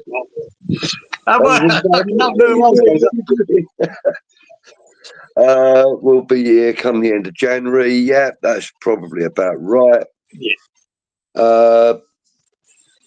Right. So Damien's saying, I think if we to apply that system by selling 3 years for a profit, we need to settle on a formation. Makes it easier to replace the profiles. Bloody good shout, that, Damien. Really good shout. Yeah, I think it is good, but I think that the manager connects it all. You know, like Brighton had. You know, whatever manager they bring in, it seems to flow. And they will sell players and they will buy, but they buy well. They buy bloody well. We need good recruitment, which we hoped would be starting. And I'm starting to wonder about that at the moment. But if you've got the right manager with these players coming in, and fucking, there's nothing better for a manager to have great players for a couple of years, and then they'll be able to sell them for loads of money and bring in more great players and carry on. And I think that's the business model we should be at. Yeah. And I haven't got a problem with it. Yeah. Anthony's saying, lads, if I don't see you soon, have a great Christmas and a happy New Year. Thank you, mate. I bet you do that. Wait, and I hope Arsenal get relegated. Anyway, that's not I'm watching a little bit of the TalkSport thing. I get the little clips on here on YouTube. TalkSport. I don't watch it. But fuck, there was old Simon Jordan slagging off Arsenal because Arteta was claiming the Charity Shield as a fucking trophy. And I agree with him totally. Any club that claims that as a trophy win, the Charity Shield, a fucking disgrace. It's a fucking friendly to kick off the season. It's nothing. You should not be mentioning that. Because the reporter said to Arteta, well, you've only won 1 trophy. And he went, oh, well, 1, 2. No, you haven't, you wanker. Fucking played in a charity game and you fucking won that. Whoopie-doo. Wanker. Right. Hey, you, don't watch that. Watch this. This is the monster sound. The nuttiest sound around. Anyway,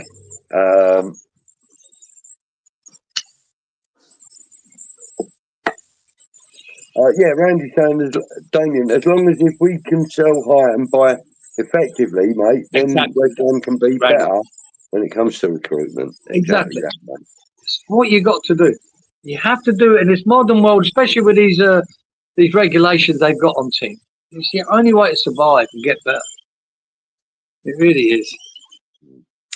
Mark saying, does Kudus really want to be number 2 behind Salah or Saka? No, man. Well, he won't go to Arsenal for that reason, and Salah looks like he may be leaving Liverpool this year at the end of the season. That's the rumours that are going around. That's the talk that's been going about for the last sort of 5 months or more. Do you know what's crazy about that, guys? This season, I'm watching Liverpool and that Salah is the form of his life. He's never been better. For them to not secure him, give him another contract for whatever he wants is crazy. Even for the next 2 years. It's crazy, man. Because he's playing out of his skin, man. Yeah. That's a good question. Peter Chelmsford says, what happened to Pinky and Perky? Oh, no, Peter. What happened to Pinky and Perky? I'll tell you what, mate, they used to piss me off, though, because they earned all that money and lived like pigs.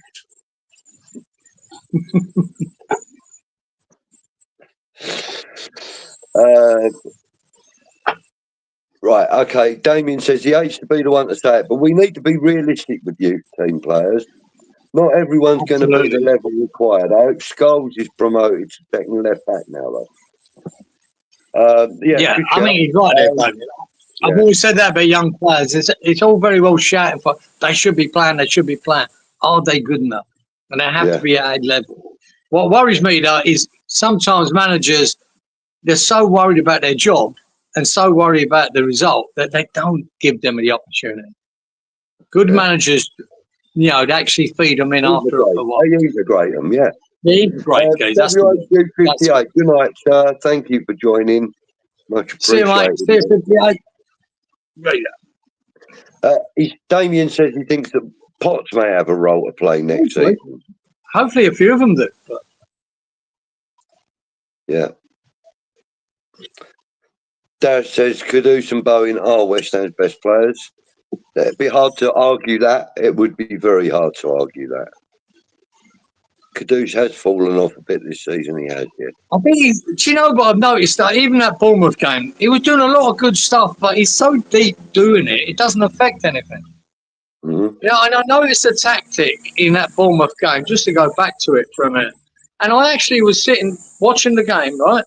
And I wondered why we kept going to the right and left wings, passing it back across the middle, and then giving it back to Fabianski to launch. And I started writing down, guys, I've got it here on my bit of paper here, how many times they did. And I gave up after 10.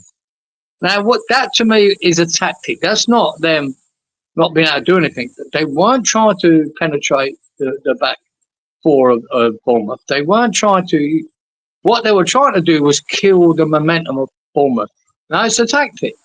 Whether you agree with it or not, it doesn't matter. And I'd say I got to 10 times they'd done that. Right wing, left wing, back to the centre up, across the centre up. They got pressed and then push it back to Fabianski, launch it. Now, I think that tactic is to kill any momentum for Bournemouth. Now, at the end of the day, people might say it worked. At the end of the day, I will say it's shit football. But we got a point. And maybe Lopetegui thinks that was a good way to stop. Because Bournemouth have been good, mate, in the last few games. They get on the roll, it's hard to stop them, which we found in the second half. Yeah, but it was a tactic. It's just whether you like that tactic or not. But we were using that. Yeah. Old man says we should pull out all the stops to get pulled out. I'd love nothing more than that. I'll back that. Almiron is no longer a good player. Avoid. Yeah, I agree. I think his days are done, mate.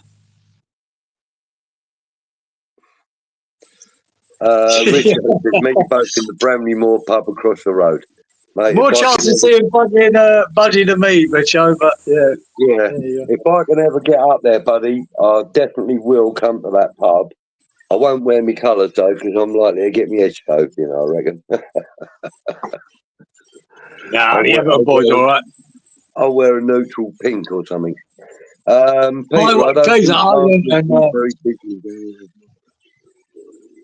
went to watch Liverpool West Ham, right, in the late 70s, and that fucking park, we got out of the train, right, jumped in a cab and disappeared, right, because the police were everywhere, stopped you doing that. Yeah. And we went to the pub, but we went to the other side of the park in an Everton pub, and and then these Everton boys were in there, and we all West Ham, and they were great. They were fucking great with us. Really good lads. Had a few beers with them before you went to the game. Yeah. Yeah. Michael says, big game against Everton, big win needed, given our form at Goodison Park in recent years. Yeah, ain't been great at Goodison, has it, to be fair? Chelsea have struggled to get results there in recent years. Depending what their priorities are, Peter, I think we will go for a striker before Kudus. Maybe. Went with the Adamant lyric for Kings of the Wild Frontier usual. Right, okay.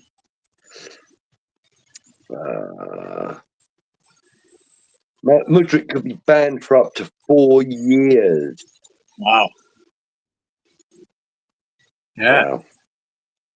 Not good, is it? No. What was it? Easy. Whiz, I ain't heard that for years. No, I know that one. It was. Oh, he was snorting a bit of Charlie. What was he doing? Yeah. Wherever it was, mate, it ain't looking good. No. For God's sake, old man. Fucking hell. Brilliant, old mate. You may not like the things we say, no one's listening anyway. Oh, fucking hell, I recognise that. Our lips are sealed. Our lips are sealed. Is it that? I don't know. The special. The girly band. That's a girly band. Is it? Or is it? You Or is may it not like special? the things we say, no one's listening anyway. Is Or that the special? I don't know. No. Too much, too What was a young. girly band? No. Too much, too young is special, is it? You're much too much. You're much too young. No, You married her for the fact instead of having fun with me. Da-da, da-da. Huh? Don't know. Fun boy free. Oh, it could be that. Yeah, it could be fun boy free. Yeah, Yeah, usual saying you're married with a kid when you should be having fun with having me. fun with me. Da-da. Is that fun boy free? What's special? I can't remember.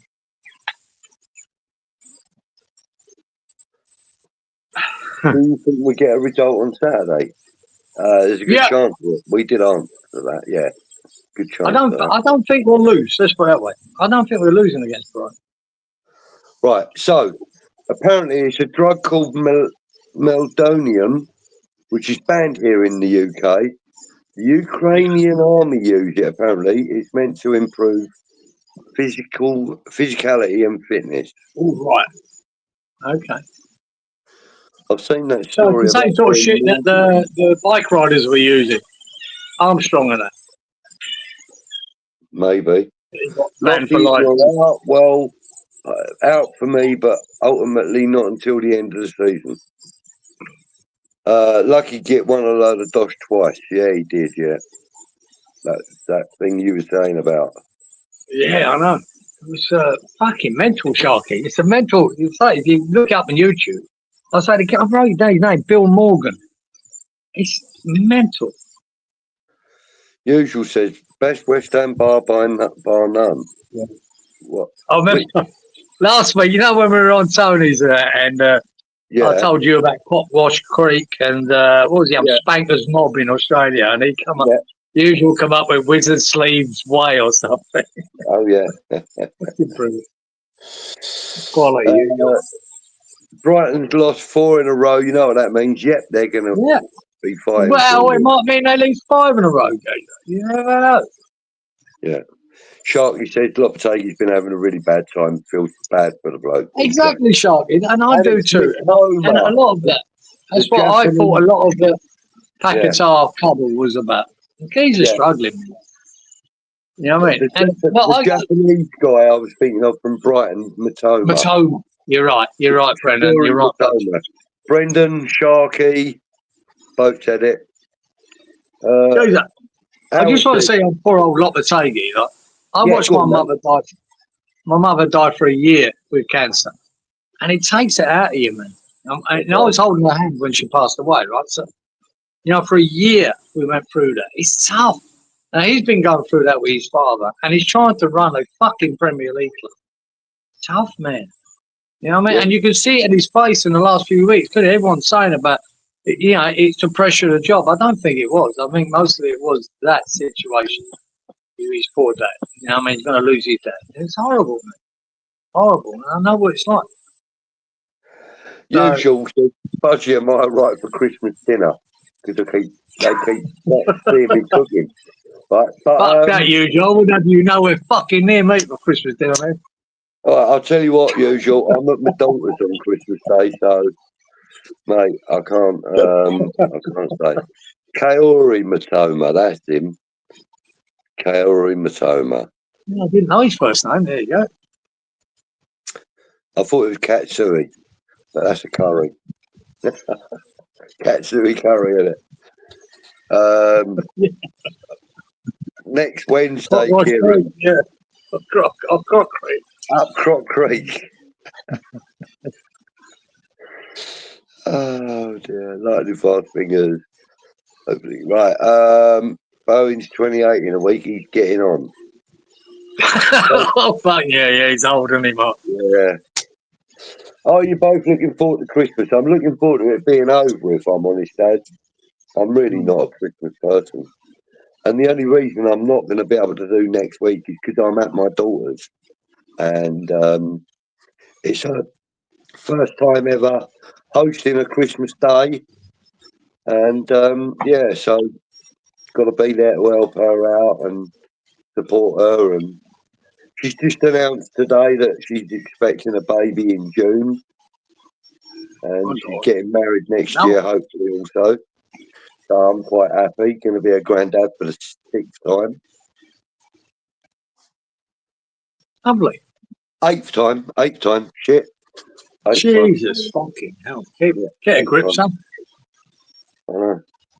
It's not me that can't keep it in my pants. Yeah. And actually, and out of those 8 grandchildren, none of them are from my son. All of them are from my daughters. I'm sure Arteta is a transvestite. I'll agree with that. I think he's Captain Black from the Captain Scarlet series. We won the Charity Shield, Arteta. Wanker. Mark thinks Salah will be there for another year or 2, in which case whoever mentioned would Kudus like being number 2 behind. No. I'll tell you what, Mark, if Liverpool don't make that happen, it'd be crazy. But a lot of Liverpool supporters are hoping what you said is true. Because the boy's on fire, man. Boy's quality. Anthony says Arteta is a prick, and he would know. Even the Arsenal boy, fucking nobody likes him. He's one of them blokes you can't take to. He's just a wanker. But he's done relatively well at Arsenal. He just can't get over the line when it comes to the big games and the big trophies. Yeah. Colin, thank you for this, mate. Yeah, I appreciate it.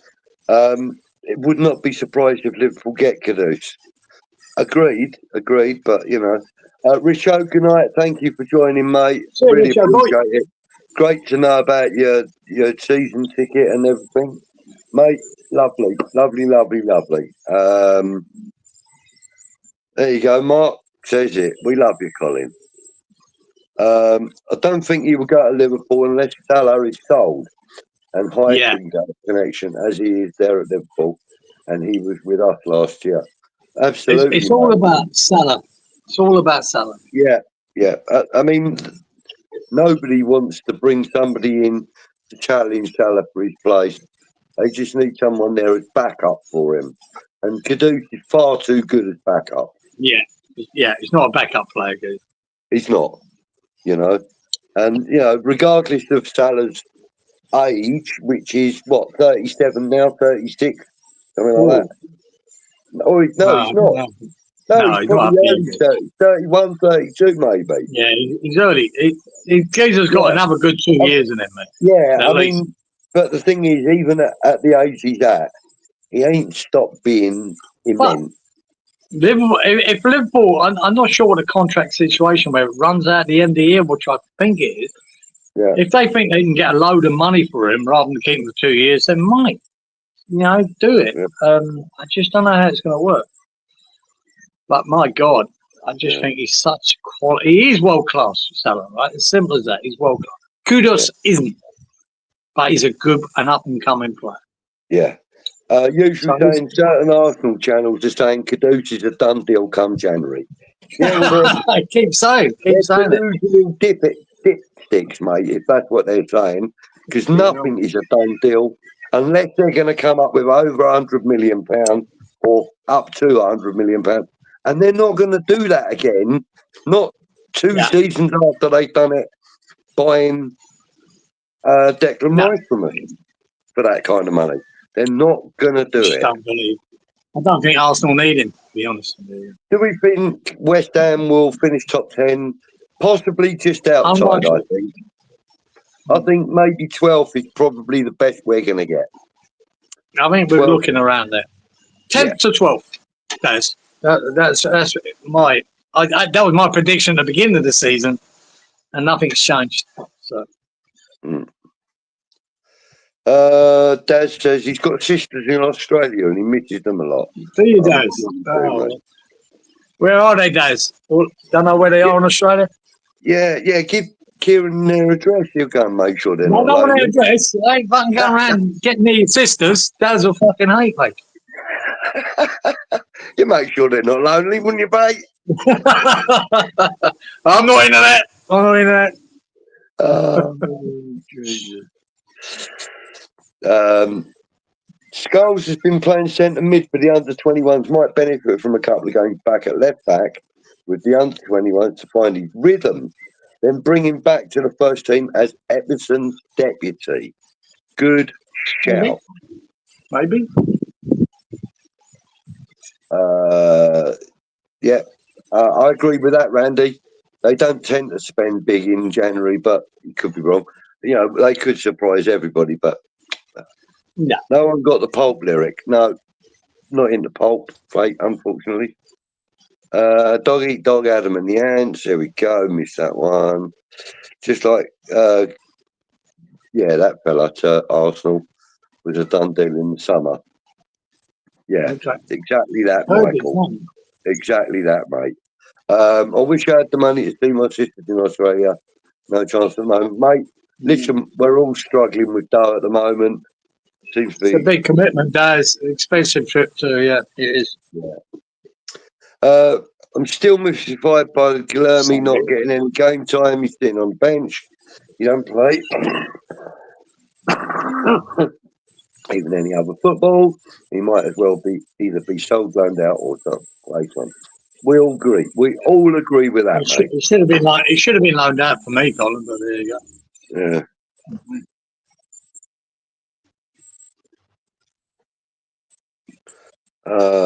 Good evening. Colin, I think he will play next season or send him for a year loan and then play him the following season to get used to the team and league mate. Right, I will also say at this point, we have got a 19-year-old Brazilian player for a lot of money who has never left his home before. So that's a massive upheaval. He might not be mentally and physically ready to play a big role in any team at the moment. He might not be settled. Therefore, it might just be that the club are handling him with kid gloves because he is a prospect. Yeah. Maybe. I know. It's a hard one. It's a hard one to judge at the moment because, like I said, the Brazilian press were banging on about this boy since he was about 10 years of age, like he did with the other two that went. One of them went to Real Madrid and one went there. So we don't know. This is a future, could be a big sell-on. This is another. At the moment, I do think we mismanage him, though. At the moment, I think we should have put him on loan or stuck him permanently in the under-21s. Give him more time. One or the other. Just sitting in scenario at Barcelona. You know, they brought him in as a young kid from South America, and look what he become. And I think that's basically what the vision is for Guilherme. But I mean, obviously, Barcelona played Messi a lot at a young age. Daz is asking in January what player do we want West Ham to sign? I want a 5-year deal on Kudus. Yeah, I don't know. In January, I want him to go, yep, I'm signing a 5-year deal at West Ham. That's what I want. It's not my priority. I would like to sign a striker. Do I know which one? No, I don't. But then again, people have paid a lot of money to find that striker, and we failed miserably in the last 5 years. Oh, so I don't really know. Oh, man. He says, hey, having a baby? We're having turkey. No, my sister's not having the baby until June. Right? We're having, I think actually we're having turkey, beef and gammon is what I'm led to believe. Sweet. Mark's working from home Christmas Day, 3 times pay, easy money. I've got you, Mark. Son. That's all right, unless you're an astronaut. That's very difficult. Wonderful news, congratulations. Thanks, Michael. Yeah, as I said, my 8th grandchild, so yeah. Striker Jonathan David, yes, I agree. But he's actually stated he don't want to come to West Ham, from what I understand. Yunus Musa, the midfielder, would be nice. Okay, yeah. Daz thinks we need a striker. Yeah, we do. I feel very sorry for Lot. We lost my dad when I was only 12 and my mum when I was in early 40s. Yeah, mate, it's horrible. Yeah, it's horrible. Losing parents, no matter what age. These winter months are flying by. For some. Midfield is equally important. We've lost a lot of midfield battles. Get chances. I think we ever got a chance of getting a striker from the team, not in Europe after Christmas. Okay. Marshall is banging them in. Let's wait and utilise full crew. I still want to see if full crew can come to the party, but I might be hoping. Anthony's saying, looking forward to the show tomorrow night, Bud, with Julian Dix, Bristol lad like me. My mum babysat Julian when he was a young boy. Nice. Yes. The song from War of the Worlds. Hang on, wait a minute. Oh, what film that was? Yeah, the film was These Winter Months Are Flying By. No, that's definitely not from the album War of the Worlds, because I know that album word for word. There's a comedy program goes up, right, many years ago, and I can't remember what it was, right? And one of the comebacks was, fuck me, the winter nights must just fly by. And it was a piss take, and I can't remember what it was. I don't know if you're referring to that. Probably not. Yeah.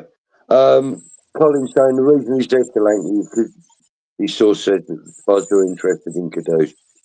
Mate, a lot of people are interested in him. I'd be very surprised, Colin, if he was part of the deal. He's only just turned up there. He's scoring goals for him. Not prolific, but he's still scoring goals for him. So, yeah, I don't think he'd be part of the deal. His sisters are in Adelaide. Down in South Australia, Dad. Yeah, long way from me, bud. Yeah. Long way from me. I was watching something on... God, I don't know. It was Chris Hemsworth, the one that plays the part of Thor in the Marvel film. Yeah. The Australian lad. Yeah. He comes from the West Coast, over by where you are, Brisbane. I'm on the East Coast. Are you on the West Coast? East Coast. I meant East Coast. I went like that as well. Like going over to the east. Said west like a dick. East Coast, mate. Sorry, my bad. And it's called Shark Beach. Now, I think it's on Disney Plus or the Amazon Prime. One of them two. I think it's Prime, actually. And it's called Shark Beach. And he was saying that, there are quite a lot of shark attacks in the last 12 months. I don't know. I think it might have been 2 years or something. 2 years. Yeah. I think there were I think it was something like 19 attacks recorded and something like 7 of them on the East Coast. So the rest of them were dotted right around the rest of the landmass. Where Daz's sisters are, that's the South Australia, right down the bottom, is where you get mostly, because of the cooler waters down there. Yeah. That's where you get the great whites, right? They mainly hang around there. Now and again, they'll go up to around the west coast of Australia and a little bit up the east coast, probably just past Sydney and that. But and there's a lot of surfing gets done down there in South Australia. So you normally get the big shark attacks with great whites down there. Yeah. And normally a great white attack is normally fatal. And it's only like, we average probably 2 a year. So, mate? Whereabouts is Surfers Paradise then in relation That's on the Gold Coast here, just up the road from me. Right. So we get the sharks out there, but it's not normally great whites. Yeah. No, great whites. Nurse sharks, right? Huh? Nurse sharks are quite common around there. We get all mako, nurse, tiger, hammerheads, every other shark, but very rare to see a great white because they prefer the cooler waters, and it's usually further down New South Wales, South Australia. So that's where the big attacks happen. And I say you get a lot of shark attacks here; they're not fatal. But a great white attacking you is another kettle of fish because it takes your leg off. And you bleed it. Mark there, he's done a little rework on some lyrics from For the World, the album, Jeff Wayne's album. The chances of anything going to Arsenal are 1,000,000 to 1, they said. That's the chances of anything coming from Mars are 1,000,000 to 1. West Ham and Spurs don't notoriously do business with each other over transfers. That's true. Unless you want to include like Clive Allen, Dumaine Defoe, Scott Parker. There are a few. There are a few. Was it Canute or? Yeah, Frederick Canute. Yeah, he went to Tottenham. Michael Carrick. Martin Peters. Yeah, Michael Carrick. Yeah, Jimmy Greaves. We got him from Tottenham, didn't we? Yeah, we did. Greaves, we did. Yeah, when he was absolutely out of his fucking head. When weren't he? Fucking hell. You remember him and Ian St John doing the old? Yeah, it was good. That was good. Saint and Greaves they used to do, wasn't it? Saint and Greaves. He was in recovery then, wasn't he? And he was good. He was good. That was great, and the comedy in that was really good. You know. Yeah, it was very good. Right, Moody Blues, great band. Brilliant.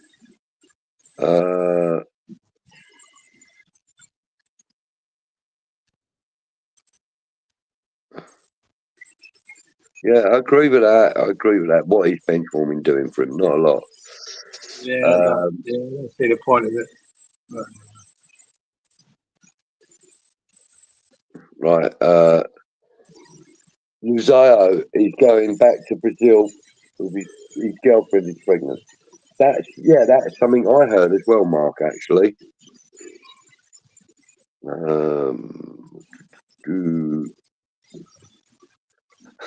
Usual says Mark, working from home, you on tag.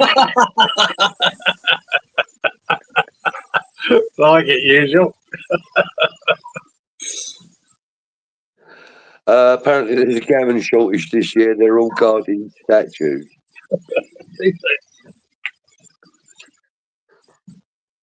OnlyFans, Mark. Oh yeah, it could be OnlyFans he's doing. Yeah, that's a point. Michael says, no way Arsenal are going to get Kudus since Rashford's heading that way.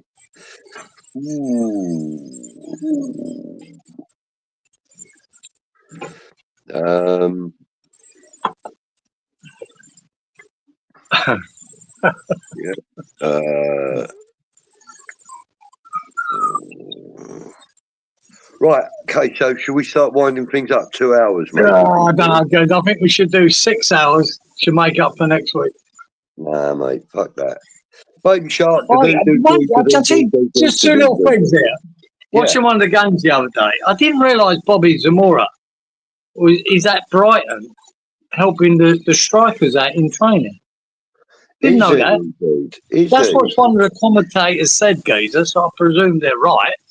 Yeah. He's been helping that young, that Ferguson out at Brighton. He's been working with him and training. And one other thing they said there was, I don't know if this is true, and I don't know if it's because it's when they brought in the cards, but they said Alan Mullery, right, was the first England player to get a red card. You remember Alan Mullery, Gazer? I do, yes. Fulham. Tottenham. Yeah, and Tottenham mainly.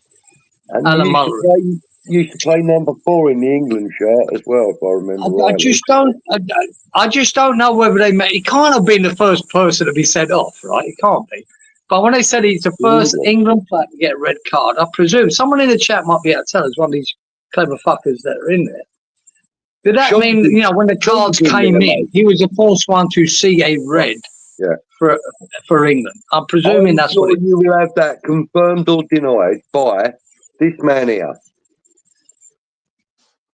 Yeah. Shark, Freshie, you tell us the truth about that. Nothing this week, geezer. It's really disappointing when there's nothing going on in the shark world. But nothing this week. Hopefully over Christmas, Freshie, someone gets their fucking head chewed off. But at the moment, fuck off. And nothing on the Croc front either. No, Crocs are quiet, mate. They're all quiet. No, people.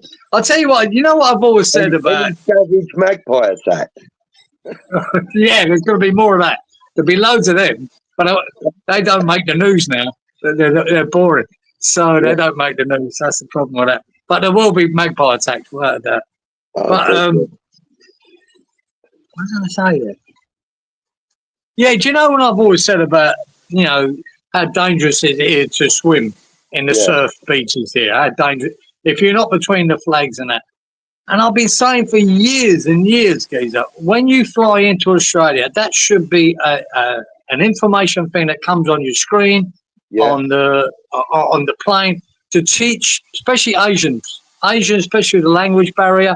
They don't understand how dangerous it is, and they kept getting pulled out to surf week in, week out because they don't think it's dangerous, and it is. Right. So, but apparently Qantas have got together. They call it. I wrote it down here. They call it a beach passport, right?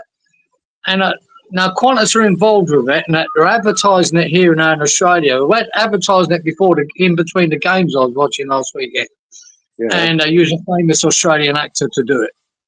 And I presume, and you can scan it. You know one of them fucking things you can scan to get the details of it. And I presume that if Qantas are involved, that they are going to put this on the planes. Thank fuck. I've been saying it for so many years to teach you about the surf in Australia, and they've eventually done it. And I think it's obviously from the pressure from me saying it, but it is dangerous. And hopefully there is a fucking thing on the plane to teach you in every language there is. Yeah. There's no good just doing it in English.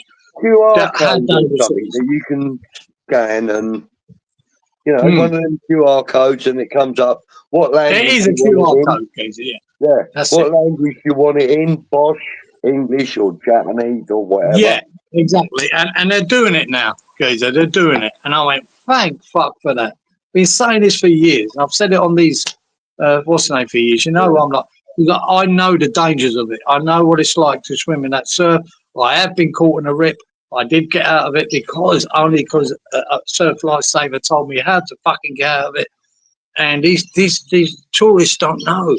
They don't know, and they drown every year. And I think it's a great initiative. Thank fuck. Yeah. It's a bit late.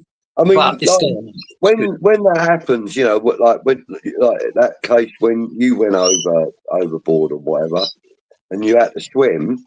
I mean, the thing is you haven't got to swim faster than anyone else, have you? You just got to swim faster than one person. That's all. No, that was a croc. That was fucking worried about the crocodile.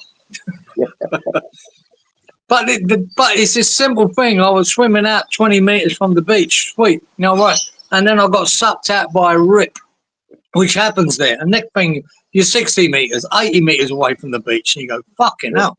And then you start fighting against it, going straight in, and it pulls you back out. And then you get tired and you drown. That's the norm, right? Yeah. But I was taught by the surf lifesaver, Big Jim, to fucking swim along, come in, swim along, come in, swim along, come in. and get to the beach. And I was a mile up the fucking beach by the time I got there. I was fucked, but I got in. People who don't know this will drown. But if you swim between the flags, they've got their binoculars, they've got the tower, they can see you in trouble and they will save you. The problem we've got is people swim outside the flags, away from the surf lifesavers. They can't see them, they get in trouble and they fucking drown. And they drown and they just think they're just 20 metres off the beach, not a problem. I'm a strong swimmer. It doesn't matter you're a strong swimmer. If you don't know how to swim in these conditions, you will drown if you get in trouble. And that's what's been happening year after year after year after year. And now, hopefully, we've got something to educate people. Hopefully, it'll help. Anyway, it's my little thing.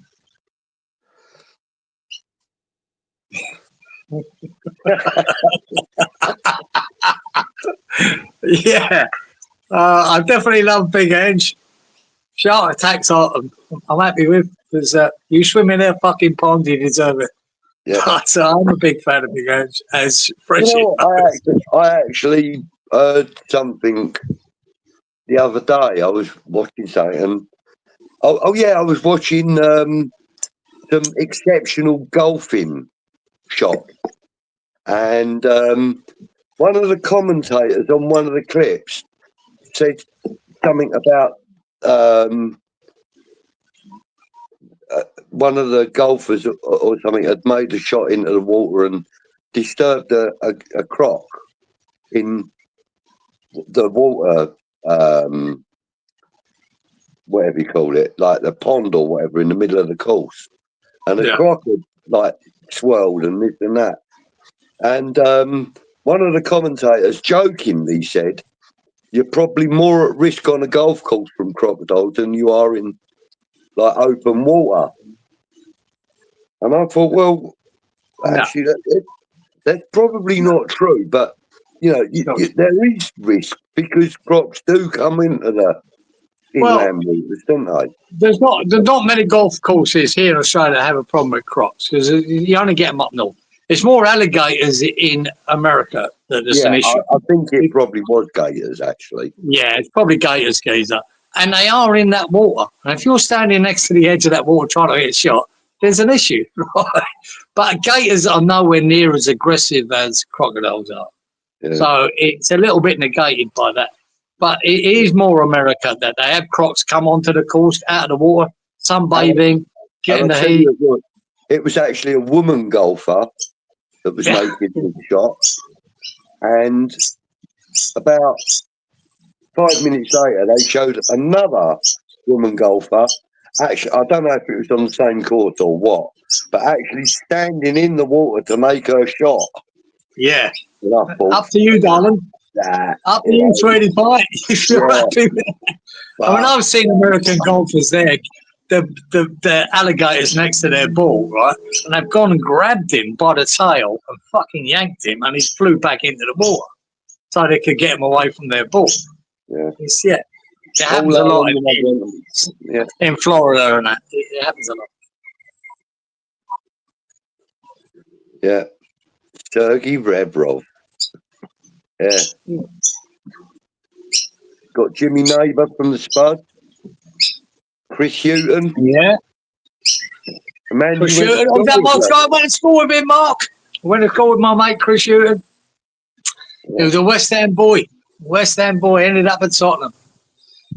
Yeah. Yeah. Jimmy Green.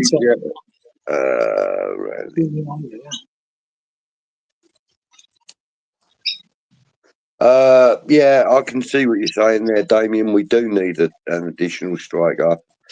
Do you get lots of sharks in Australia? We do. There are. And it's also, I've watched another thing about sharks, and some sharks that have been tagged in Australian waters have also been, their tags have been picked up in South African waters. Right. They're migrating. Yeah, migrating, mate. And certain times of the year they're drifting across towards South Africa and that. So I love it. It goes on when the TV's here saying someone they know a boat accident and they fell into shark infested waters, right?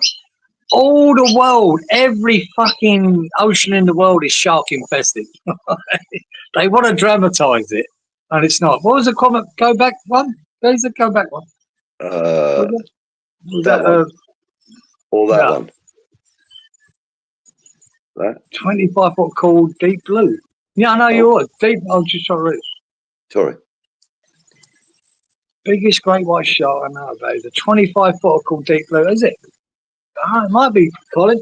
Don't know now. They are. I mean, regarded here as a big great white is 4 meters.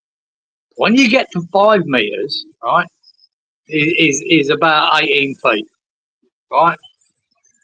25 is fucking huge, if that's the case, Colin. It's huge. But I'm sure they exist. But I think 5 meters is the biggest you normally find. Yeah. Yours was about 10.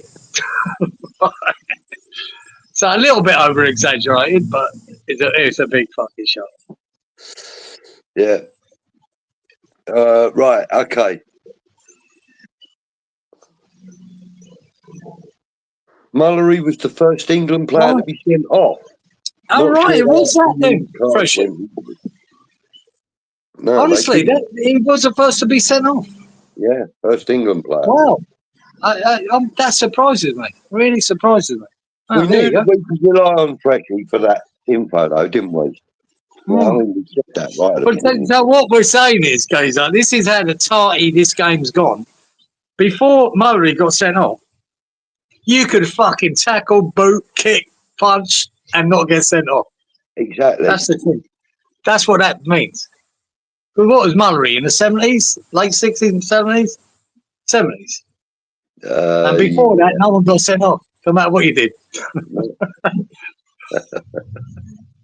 Right, so I'm actually skipping through quite a lot of comments because I'm going to start wrapping it up. Yeah, yeah, shark attacks can happen in shallow waters, especially great whites. Yeah, because they tend to target, stuff like seals and sea lions and things like that, and because there's lots of meat on them, isn't there? And that's why they happen in low waters. Yeah, but there's shallow waters because we're in shallow waters. When Keegan and Bremner were sent off in 1974, Charity Shield, neither was shown a card. Okay, brilliant. So the next question is then, when were the first cards introduced? What year that you actually had a yellow? I think it was actually the year before the Premier League started. I might be wrong there. I ain't got a clue. I have no idea. At least, God, it's got to be before the 80s, isn't it? Or is it the 80s it started? I don't know. I can't remember. I really can't remember. I know something was implemented the year before the Premier League started, but I can't remember what that bloody rule was. Mark saying, where's Abby? Mate, she's busy, I would imagine, or tired because she's been busy all day. Yeah, she has been a little bit absent over the last few weeks, but she's, like as I said, a busy woman, and she's a carer. So, Cieran is Taz, the hottest. Is Taz the hottest place in Oz? Tasmania. It's usual. What do you mean by Tasmania? Tasmania, yeah. No, that's one of the coldest places in Australia in the winter.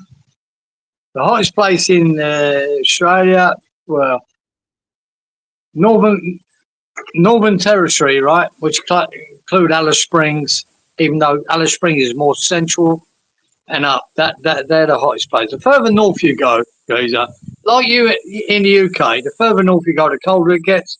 Usually in Australia, the further north you go, the hotter it gets. But that middle bit, which is desert, right, Alice Springs and around there, that's stinking hot. Stinking hot. Yeah. But Darwin, I say Darwin now, guys. We're in the middle of winter, and Darwin will No, when we're in the middle of winter, not we're in the middle of summer now. But Darwin will hit 30 degrees every day in the middle of winter. Wow. That's the very northern tip of Australia. Yeah, So yeah. that, Yeah. Mm. I suppose northern Australia is nearer to the equator, clearly, isn't it? yeah, very much so, guys. I mean, you're a hop, skip, and a jump to Indonesia. Yeah, that's all it is. When you go to that northern Cape York, very top, you're just over the road from fucking Indonesia. Man. It's fucking stinking hot, man. I know guys there went up there, done a job in the summer, and nearly fucking died trying to work in it. It's fucking horrible. But there you go. What? Too many damn camels in Australia. Definitely are. There's Really? 2 million feral camels here in Australia, Brendan. I didn't even And know there were Australian camels. they were imported, geezer, by the British, All right. to do their pack loading and, because they're perfect for the environment when you go out west and all that. So they brought in camels. Now they're an absolute pest and a nightmare. And I watch a geezer here called Jack out the back, and when he tries to control it, because he's got a big cattle farm. I mean, it's the size of Wales, this fucking thing, this cattle station is on. And he has to shoot the fuckers because they're such a danger to the cattle and taking all the water. So he has to shoot, and he'll shoot 100 camels in a day. Fucking hell. Yeah, exactly. Fucking hell. He'd have to shoot 100 in a day. Have they got the ump or are they double got the ump? Well, what happens is, guys, in the middle of nowhere, what they do in these cattle stations is that they bore for water, they get it, and they make up a water point for the cattle. Yeah. But they have to rail it, put all the fencing around it, and they put a certain fence in. The cattle can get in and nothing else because it's low. So the cattle can get in, get their water. What the camels do, the feral camels, is they smash down the fences and they attack the cattle, stop them getting water, and they'll take it. Right? It's just like a big fucking thing there. You just put a trough. And they'll take it and they won't let the cattle at it. Now, that cattle is their business. So they've got to shoot the camels to stop them doing it. Mm. And that's how it is out west. The camel it's a feral animal here. So, yeah. Do you get white sharks in Adelaide? Absolutely. South of Adelaide, the beaches, that's where they mainly are. There you go. Thank you, Michael. Very kind of you. Michael. Brendan, great chat as always. Thank you for the company. Just remember that I have to get up early and have a delivery. Good night, mate. Thank you for joining. Good to see you again, Brendan. Happy Christmas, brother. Happy Christmas to you all for that, man. There is a golf course, but you have to carry your own bit of AstroTurf with you to tee off at each hole. Yeah. That even happens in Scotland. To be honest, that happens in Scotland a lot. Yeah. Usual says, if you don't see anyone before Christmas, hope you have a fantastic time. Bless all. Thank you, mate. All the best to you. Thanks for the support for the year, goes up, and everyone else here for that, man. Howard wants to know why Oz. I watched Neighbours once and I went, fuck it. Fresh, there's more camels in Australia than anywhere else in the world. Absolutely. Far more than Saudi Arabia have got. Far more. Fucking hell. Sharky said don't mention them. Are they the one ump or two ump camels? I think they're one ump, geezer. From what I remember from his thing, I think most of them are one umps. I've never really took much notice. I think I've heard somewhere, or I recall hearing somewhere, that the ones with the single humps are actually more destructive, was the word. They are. And the trouble is, they're so suited to the environment here out west, they just breed like fucking rabbits, mate. And they're causing big problems. But what can you do? Yeah, I know you do, usual. Don't we all?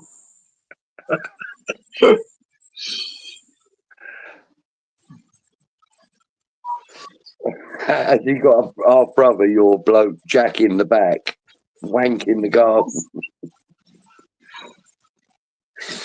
What the fuck is that? Partial to a moose knuckle as well. Dad, happy Christmas, mate. Thank you. Sharky, thank you. Yeah. Cuba Peddy. Cuba Pedy. All right, Peddy. That's how you say it, yeah. It's Cuba Pedy, yeah. Right. Yeah, that might be the hottest place he's talking about, Freshie. You might be right, Cuba Pedy. It's in the real central Australia. Fucking desert, man. It's fucking stinking. Yeah. Have a great Christmas, one and all. Ho, ho, ho. Good, Mark. Right. Cancer worries are highly dangerous. They are native to Australia. They surely are. They're geezer, they're from the Jurassic Age, them fucking. You only get them up in North. You get them up in North Queensland. They're like an emu, and they got feet on them. They got feet on them like a crocodile, and they can be dangerous, but they're sort of rare. They're up north. You don't see them very often, mate. They're very elusive. You've got to tell your sister to get out of Adelaide if there's sharks, mate. Listen. Well, no, just tell her to get out of the fucking water, Daz. That's what you got to say. In the streets or in your local swimming pools, mate. I think you got nothing to worry about. That is the last of the comments. We've had some really good comments again tonight. Thank you, gentlemen. And thank you to everybody that stuck with us throughout the whole of the 2.5 hours almost. Yeah, that was a long one. 97 one thing before we go, just the comments. No, guys, if you leave comments after, we'll always read them. Yeah. The lovely comment by Jones, not here this week, but I was hoping she'd pop on. So yeah, lovely comment for us in the comments after the show. It's really nice. Yeah, and well done, John. Yeah, lovely. So there's still 97 people watching. Thank you very much for bearing with us. Wow. Don't forget to tap the like button, and if you're not already a member, subscribe to the channel, please do. It's free to do so, and it's free to click. Yeah, but more to the point, hit the fucking like button. Bollocks and subscription. We don't give a shit. Hit the like button because that's all about us. Yeah, that's it, mate. That's it. And also, don't forget that we are not here next week, Wednesday evening. I'm here. Kieran, have you got anything you want to say to the lovely people? Mate, I would like to say Merry Christmas, guys. Thanks. Look, we're getting there's a group there every week, mate. And you know. So thanks for all of you for being so nice and we don't like to take it too seriously. We know when we're in the shit West Ham, we want to have a bit of a laugh with it. We need to lighten up sometimes, and we want to get into the West Ham chat. Of course we do, and we've all got an opinion, and everyone's entitled to that opinion. But it's good to see the same old people every week, and I like it when I see new people. It's great, and the Chelsea boy. I know he's from early doors, isn't he? The Chelsea boy, but it's great, and really appreciate the comments, and really appreciate it all year. Some great comments, and happy Christmas to everyone. Yeah, lovely stuff. Mark says go solo. No, that ain't happening. No, I've got a bounce off Budgie, mate, or it don't work. I'll tell you that. Mark says come on next Thursday. Actually, I can't. That will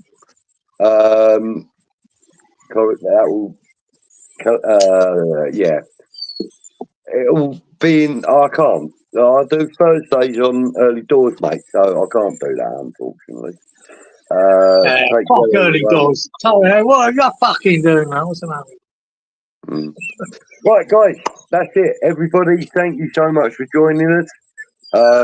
We will be back on New Year's Day at 10 o'clock, not 10:30 like it was this week. It will be 10 o'clock New Year's Day, and we'll see you in the new year. Hopefully a couple of surfers get fucked by then. You never know. Never know. Some great whites might get themselves a lovely bit of Christmas. Yeah. Oh dear. All right. Oh, Take care, terrible, everybody. Going to play you out of a little video. We'll see you in 2 weeks. Take all care. the best. And Bye-bye. come on, you irons.